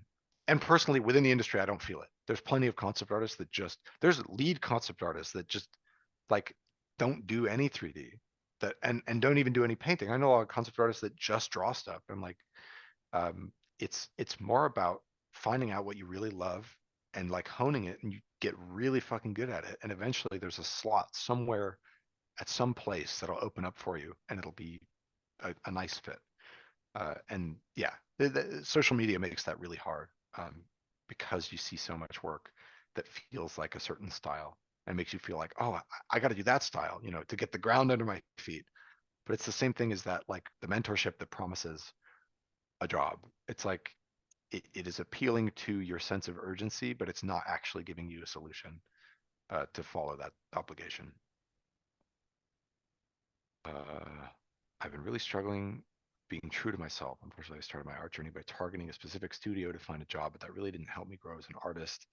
I'm sorry to hear that. It's hard. I realized that I have interest in many other things and trying to explore it before finding a path in the industry. I switched to teaching art at schools, but still trying to figure out what I like to do.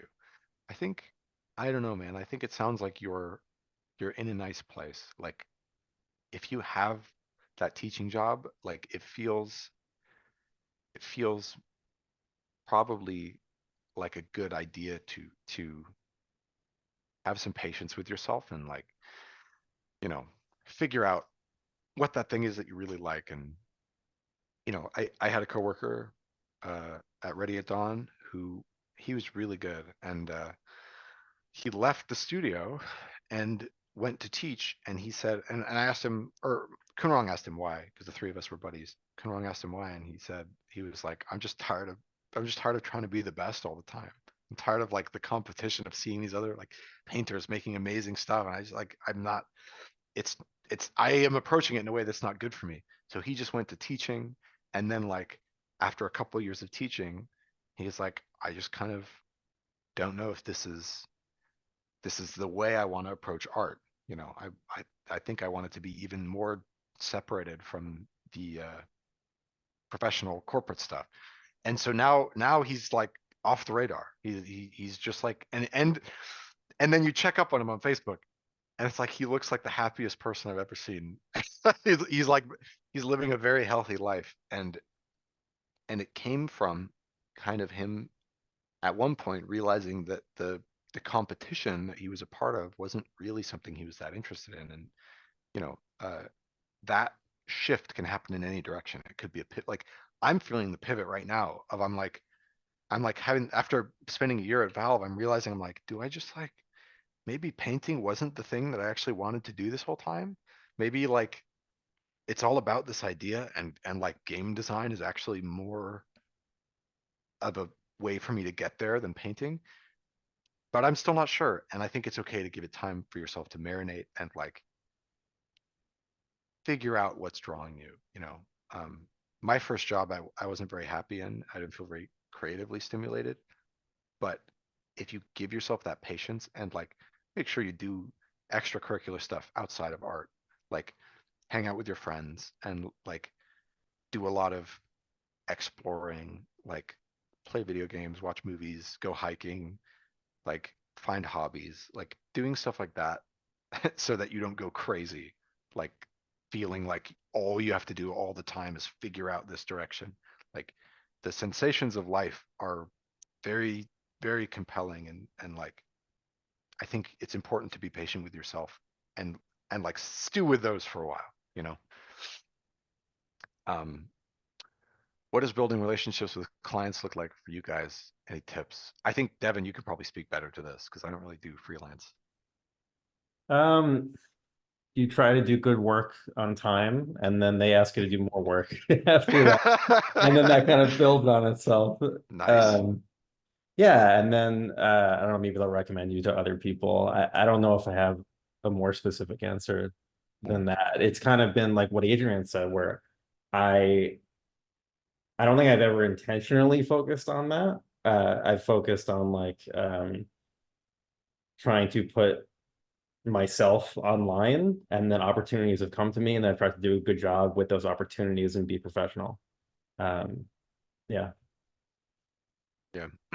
That's kind of I think that's just the way that makes the most sense is like you can't really like pre-game these relationships. It's just like you foster a good relationship by like doing that Yeah, work. it's true with like everything. It's true Yeah, with human relationships. It's true with to the technical side of art, that like over preparing makes things yeah, stilted and awkward and kind of weird, and trusting yourself, and then like being able to make decisions in the moment as you're kind of being taken over by emotion, and following that tends to lead to I don't know, better directions.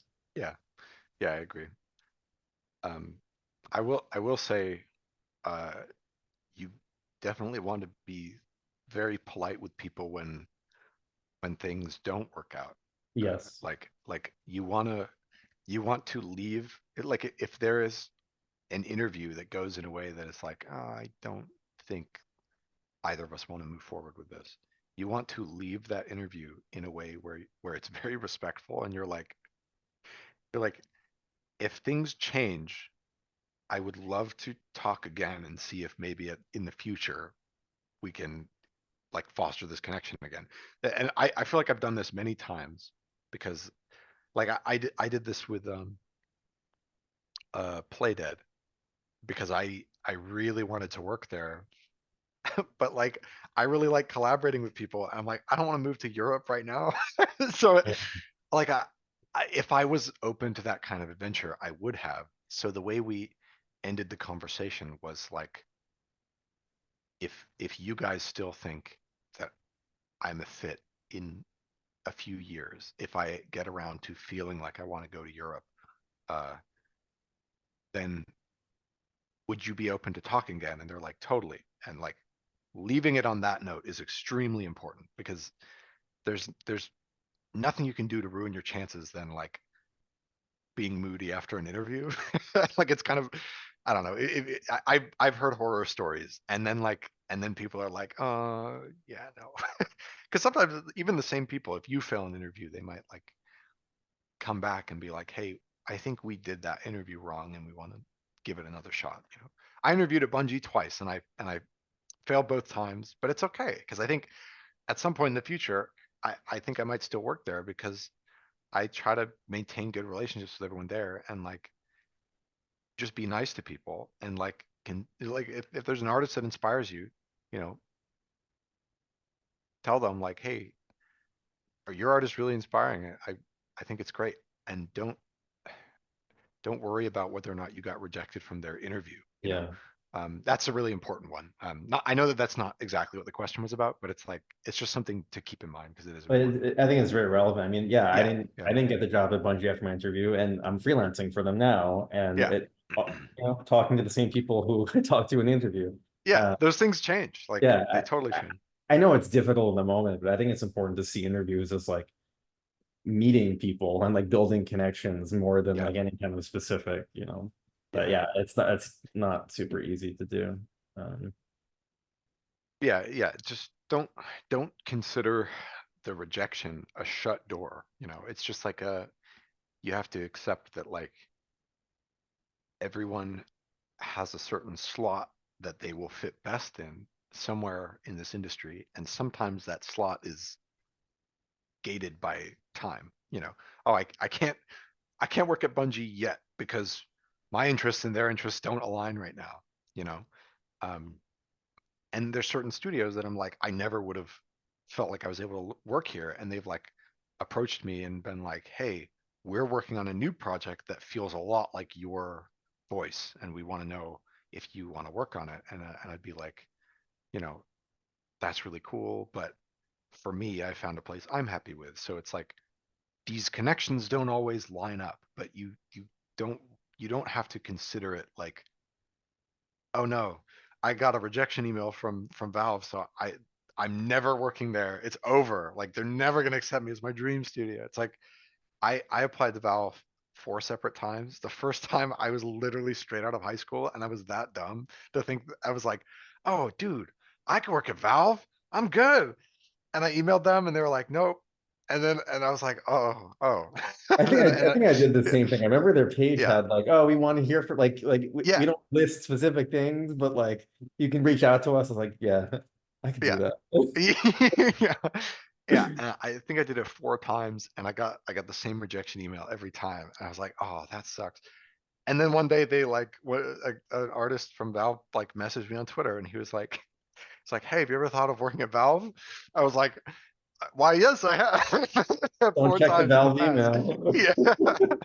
So it's like never consider like that when you're building relationships, like if someone is not moving forward with you, never consider this like a permanent thing, you know, like, and that doesn't mean be pushy and like constantly, it just means like, you know, there is a more important thing to get out of those meetings, and that's connecting with people and getting their insights about how they work as artists and how their studio works. Like that is a really important goal as opposed to getting like a yes on the interview, you know.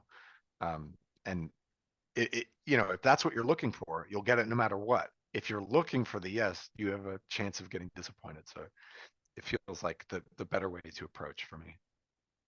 Um, Also, yeah, I love Disco Elysium. I got my disco mug. It's actually not mine. It's my girlfriend's because she loves Disco Elysium even more than I do. But yeah, I love that game. That's a good example of a game that is just like all voice, which is great. How have you dealt with burnout? What things have you done to try to avoid it? I think, I mean, I'm in the middle of burnout right now. The easiest answer is hard to take and annoying, but it's probably like give yourself slack and like and the the annoying part about burnout is making things while you're burning out, and then you finish them and you look at them and they, instead of motivating you more, they motivate you to give up. It's, for me, the helpful thing has been cutting back on my expectations for my work and like lowering the standards. Like I said with the book project, it's like I started with a whole book. I started burning out on it, and I'm like, okay, I have to gradually lower my standards. Like, okay, now it's only a 16-page story. Now it's only a 5-page story. I had to keep adjusting it over years until I finally got it to a point where I feel like I can do it, to build myself back up until I am ready for a book. And I might never get there, but you have to have the patience with yourself to take that kind of lowering of standards. You know, um, be okay with it. like be like, my goal for this painting is I want to paint a person. It doesn't have to be a masterpiece. It doesn't have to look good. I want a convincing human. You know, and if you have to lower it even more, you can be like, I want to draw a stick figure in a sketchbook. You do it, and you're like, okay, I achieved my goal. You know, and like I think it's a matter of adapting your expectations for yourself so that they're low enough that you can start making little wins that motivate you and building back up slowly. That's been my best approach. Um, and and literally sometimes it is just a little sketch because um, one thing that's weird is I don't really have sketchbooks. I just like sketch stuff in it when I do a painting, and then like I erase all the ideas that I'm not going to go forward with. Uh, I don't really keep sketchbooks or use sketchbooks. And every once in a while, when I feel like I can't do anything, I will just like open a notebook and draw something really really simple, uh, and like even lowering my standards enough that I know I can do it. It helps you believe in yourself. You know, you get that fuel, which is essential to fighting burnout, I think. Um, so yeah, that's my strategy. But I think everyone probably has something slightly different that they do to deal with it. Some people just work through it, which I don't know is very healthy. like, uh, but it depends on the person. I think a good place to start is just be patient with yourself. Um, Great example of concept art that isn't finished. Go look at Toby Kwan. Yeah, Toby Kwan's art is great. I would also say like no concept art is finished.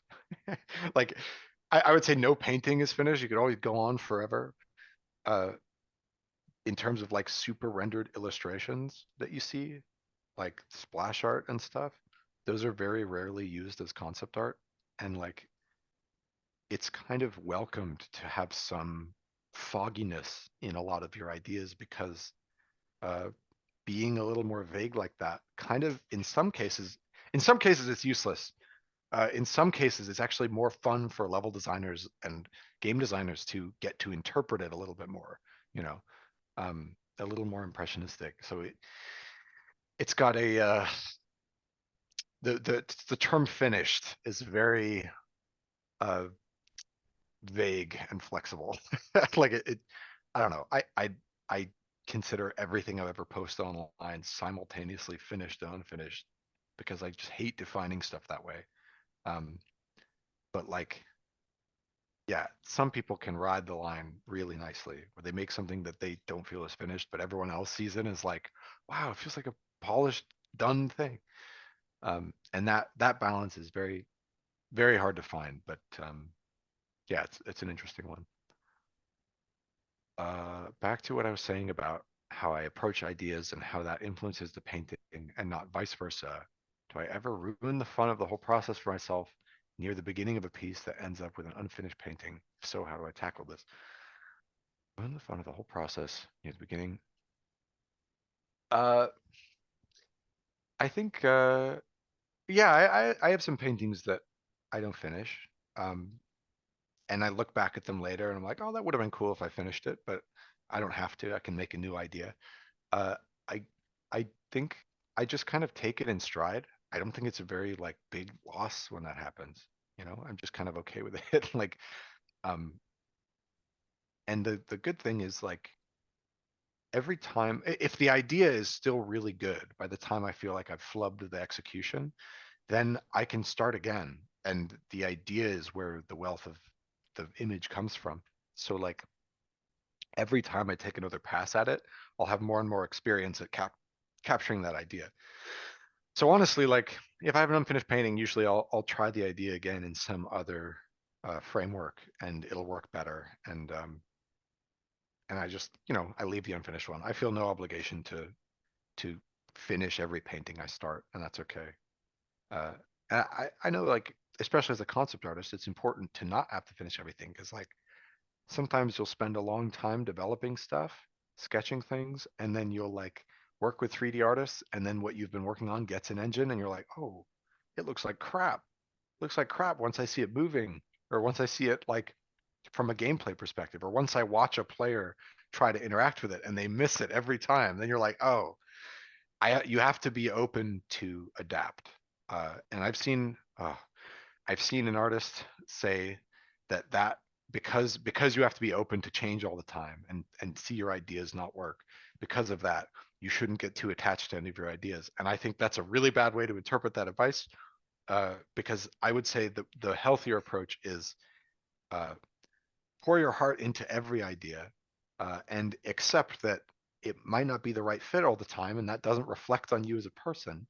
It's just not the right fit, you know? Uh, and because I think some people took that advice to mean like, oh, don't get personally invested in your art, which is terrible advice. Like, so you know, I think it's fine to get attached to stuff, but like you also have to understand when it won't fit. It takes a bit of self-awareness, you know, like deflate your pride as much as you can, but also like enjoy what you make. Never been naturally inclined to creating characters or stories or concepts, but more so the process of making the art. So it's not really a vessel to carry a story, but philosophies. I'm not sure which direction to go in. If you if you care about uh, just the execution, uh, then just go all in on the execution and really, really thrive with it. I think that a good example of this is like classical figurative art. Is a lot of it is about execution, and it's not so much about telling a story.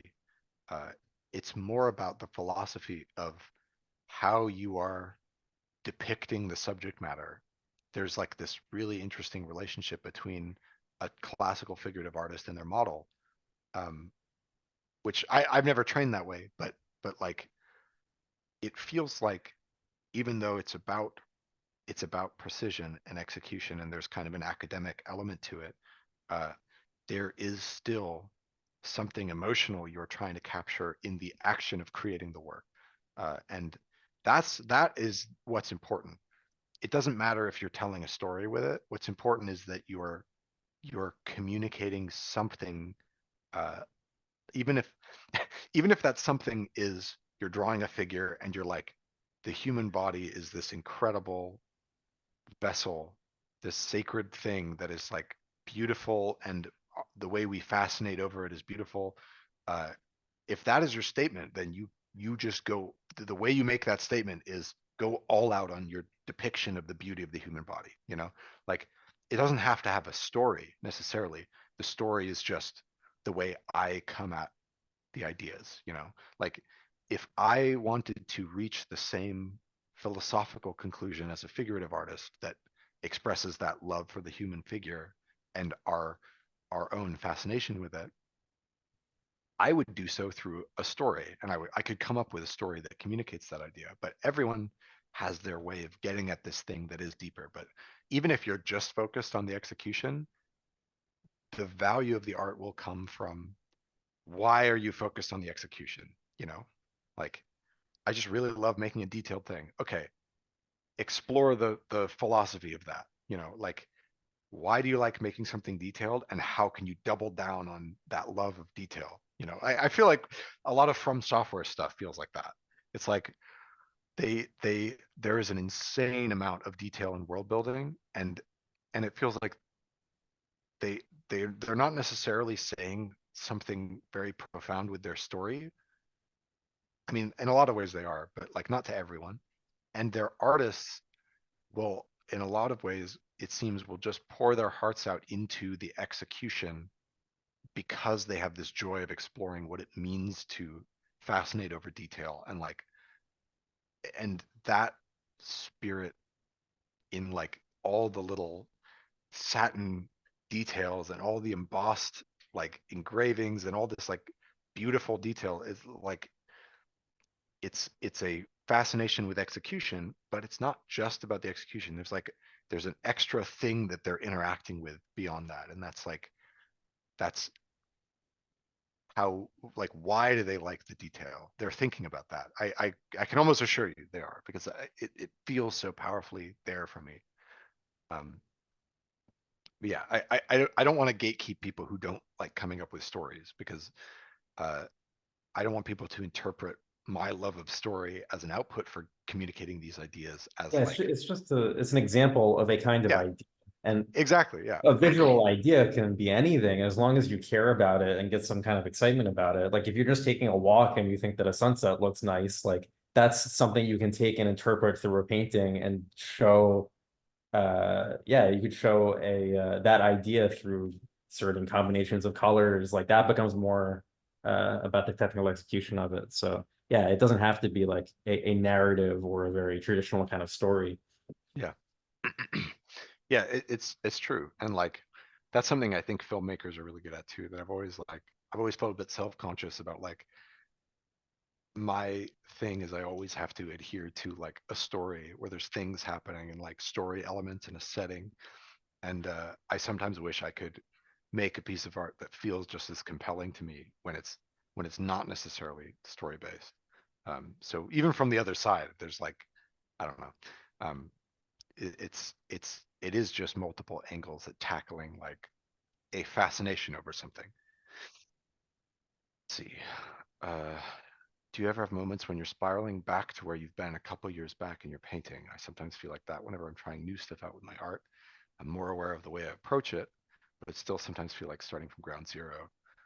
Um, yes, I feel like that right now. I feel like um, every time right now I've been having a hard time using social media because uh, I I do feel like I've regressed, and I don't think it's a real regression, but I have the feeling of it. Like my and I I've seen the chart of like, oh, your perception of your art increases, and then your skill increases, and um, I I do feel like I've been stuck in a spot where my perception of my art has gone way up here, and I'm like, I can't really like I can't meet my own standards, and it's strange because I do think we go through a grace period where you finish a piece and you're proud of it for like a week, and then you hate it for like a year, and then you look back at it after that year, and then you're really proud of it again when you can like look at it objectively.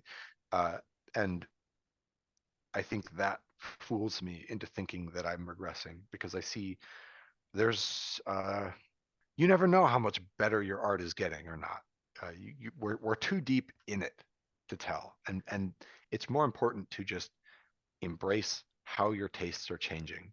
You know, like I'm more appealed by certain things now than I was in 2020, and I really want to lean into that because it makes it a fun exploration.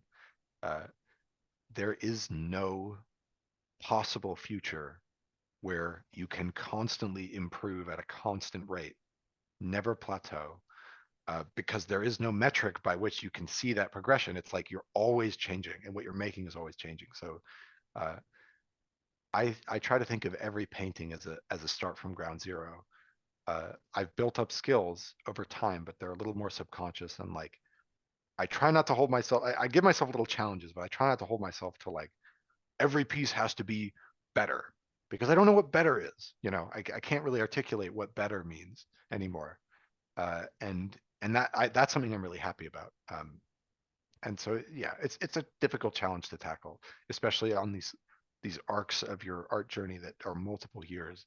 Um, but yeah, I don't know.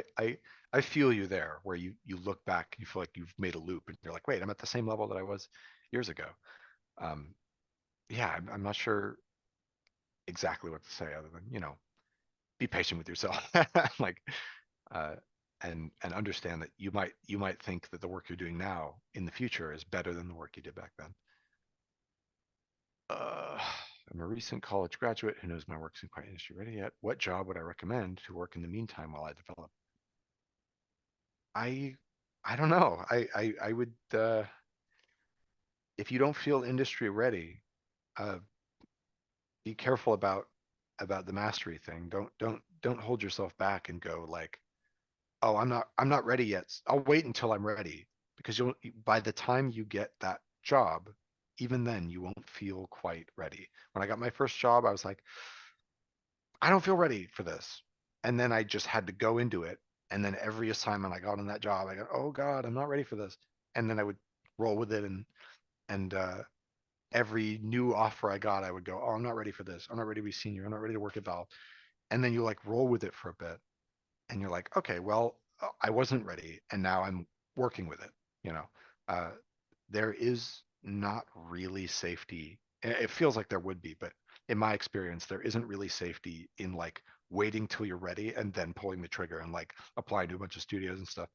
I think you should be constantly applying to studios, whether or not you feel ready, just to see if anyone's willing to take that chance on you. And in the meantime, I mean, any job you can get that feels secure and like they treat you right. Um, like I like my friend Daniel, he's been working on his art for a couple years. And in the meantime, he's working at a bird store and he loves birds. So it's just been like amazing for him to like get to work with birds all day and then go home and like work on his art and continue. But the whole time he's applying for jobs. He's not like waiting until he's ready to apply. You know, he's like taking classes, applying for jobs and like um and but he does it in a way where he stays healthy and he doesn't let it like uh overwork him, you know, because at the same time it's like, oh, you know, it's like he's he's uh he's running a job and applying to jobs and doing homework for classes. It's like a lot of work. So whatever you decide to do, just make sure you don't burn yourself out and make sure like your mental health comes first. And like to facilitate the long-term mental health, maybe it means you might have to keep a job that's not an art related job and develop for a bit. And that's okay because that might help you get a healthier approach to all this. Um, yeah, I would prioritize your brain health and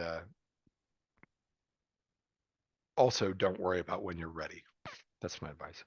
Uh, how do you keep your personal voice and vision whilst working at Valve? How can you both work on someone else's ideas but also express something personal?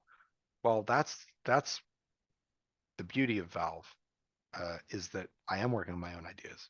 Like I I was in the room when we came up with the idea for the part of the thing that I'm working on. Like the the reason why I am so drawn to the studio and why I've wanted to work here for a long time is not because it's like, oh, you know, it's my dream studio and like I love Portal or like I love Half-Life and I like want to work on a Half-Life game or a Portal game, which I would love to work on. You know, I don't want to deny that they're fucking amazing works of art, but like the more important thing to me is that you get to be the person who is in the room when creative decisions are made, who listens to other people's ideas, and you're free to rebut those ideas if you think they're not strong enough. And then you get to be the person who executes those ideas by making the art, making the animation, testing, analyzing the game design, seeing how it applies. And like, so at the end of the day, I am not making someone else's ideas. There is an idea already present and everyone is passionate about it and everyone's contributing to it in their own way. We're all doing game design, but we're doing it through different means. Uh, in I can talk about in past jobs, um, keeping my personal voice and vision while working on something. I'll talk about the Star Wars thing um, because I think that's the best example I can give.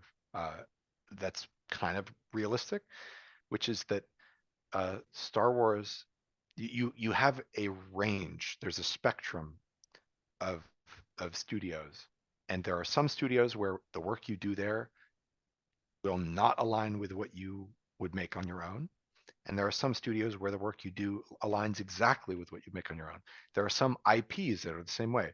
There is like one of the things that I brought up when I interviewed at Bungie was I felt like the creative voice of Destiny had been uh, diluted as Destiny 2 was getting cosmetic updates and events. There was a lot of like there was a narrative taste to the visual design in the game that had like withered over time. And I brought that up in my interview, and I was like explaining why. Um, and like, and I wanted to I was like bringing up new ideas that I was like, this is something that would help return the game to its consistency. There was an expansion that I don't remember which one it was because I don't remember their names because all the names kind of melt together for me. But it was the one there was a huge art blast for it, but there was a big cathedral looking building made of like green, like jade colored stone, and there was a pyramid. And that's all I remember about it. But the concept work for it was phenomenal, and it was like totally brought back the identity that I was like, this is what was missing. They were able to bring it back, and it was really really impressive. Um, some IPs like Destiny have the flexibility to do that. So I'm gonna go fast for the next few minutes. Yeah, just heads up. I think we have like Yeah. 5 minutes left tops. Okay. Yeah, because I want to give people room because Alex Constant's class is gonna be awesome. Thank Adrian for taking the time. Oh yeah, no problem. I really love answering questions. Anything about the activity of painting and drawing that I dislike, I hate sketching and drawing. I'm really bad at sketching because I'm doing it. I've learned through digital, so I do it mostly through trial and error. I'm just like I will sketch stuff. It looks bad, undo it. Sketch stuff. Oh, it looks bad, undo it. And it's kind of it's like when I get into that big sometimes if I'm really clear headed, I can keep my structure and just be like, okay, big broad gesture, narrow it down, narrow it down, narrow it down, and then I'll be like, okay, I got a sketch that I like. But most of the time, I get caught in this spiral of like, it doesn't look good enough, doesn't look good enough, and I'll just go shot after shot after shot. And like I know that that's thumbnailing, that's just the nature of thumbnailing, but I hate it. I personally hate it, and I I'll come to terms with it, you know, because I realize at the end, like, oh, all these ideas I tried all could have worked, and I'm just like being picky in the moment. But like that process really bothers me still, and every time something in a process bothers me, I try to search for ways that I can circumvent it and make it not bother me. And that one I'm still working on, and I've been working on for a while. Um, how do I post process a painting? I try to exaggerate the difference between the value groups, and I try to exaggerate the difference between warm and cold temperature stuff. That's where almost all of my color ideas come from. Is I try not to focus on what a photograph would show in terms of warm versus cool. I try to focus on what makes the relationship between warm versus cool feel most accurate. And sometimes doing a little color grading at the end can help push that into a place that's like, okay, there we go. That feels like the right balance of warm to cool. The temperature is mostly what I'm thinking of when I do that stuff. And then I put the sharpen on it, and then it's done. That's the secret to everything. That's a good That's the place to secret to wrap everything. up because Just every unsharp math is the answer to every question. it is, yeah. It's like, how do you post process? On sharp mask. You don't even have to finish the painting. Just put that at the end, and you're fine. Just ignore everything before this part, actually. Yeah, ignore all other answers to all other questions. Unsharp mask is the only answer. All right, Adrian, this was fantastic. Thank you so Yeah, much again. this is great. Yeah, Adrian has an 8-week class. The recordings are available if you want to see more of if you want to see more of his stuff. But yeah, hopefully we can do this again sometime. Totally, I'm 100% down. And thank you guys for the amazing questions. They're really fun to answer. Yeah, thank you guys for coming. Okay, I'll see some of you at Alex's class. All right, see you guys. Take care. Bye. Bye bye.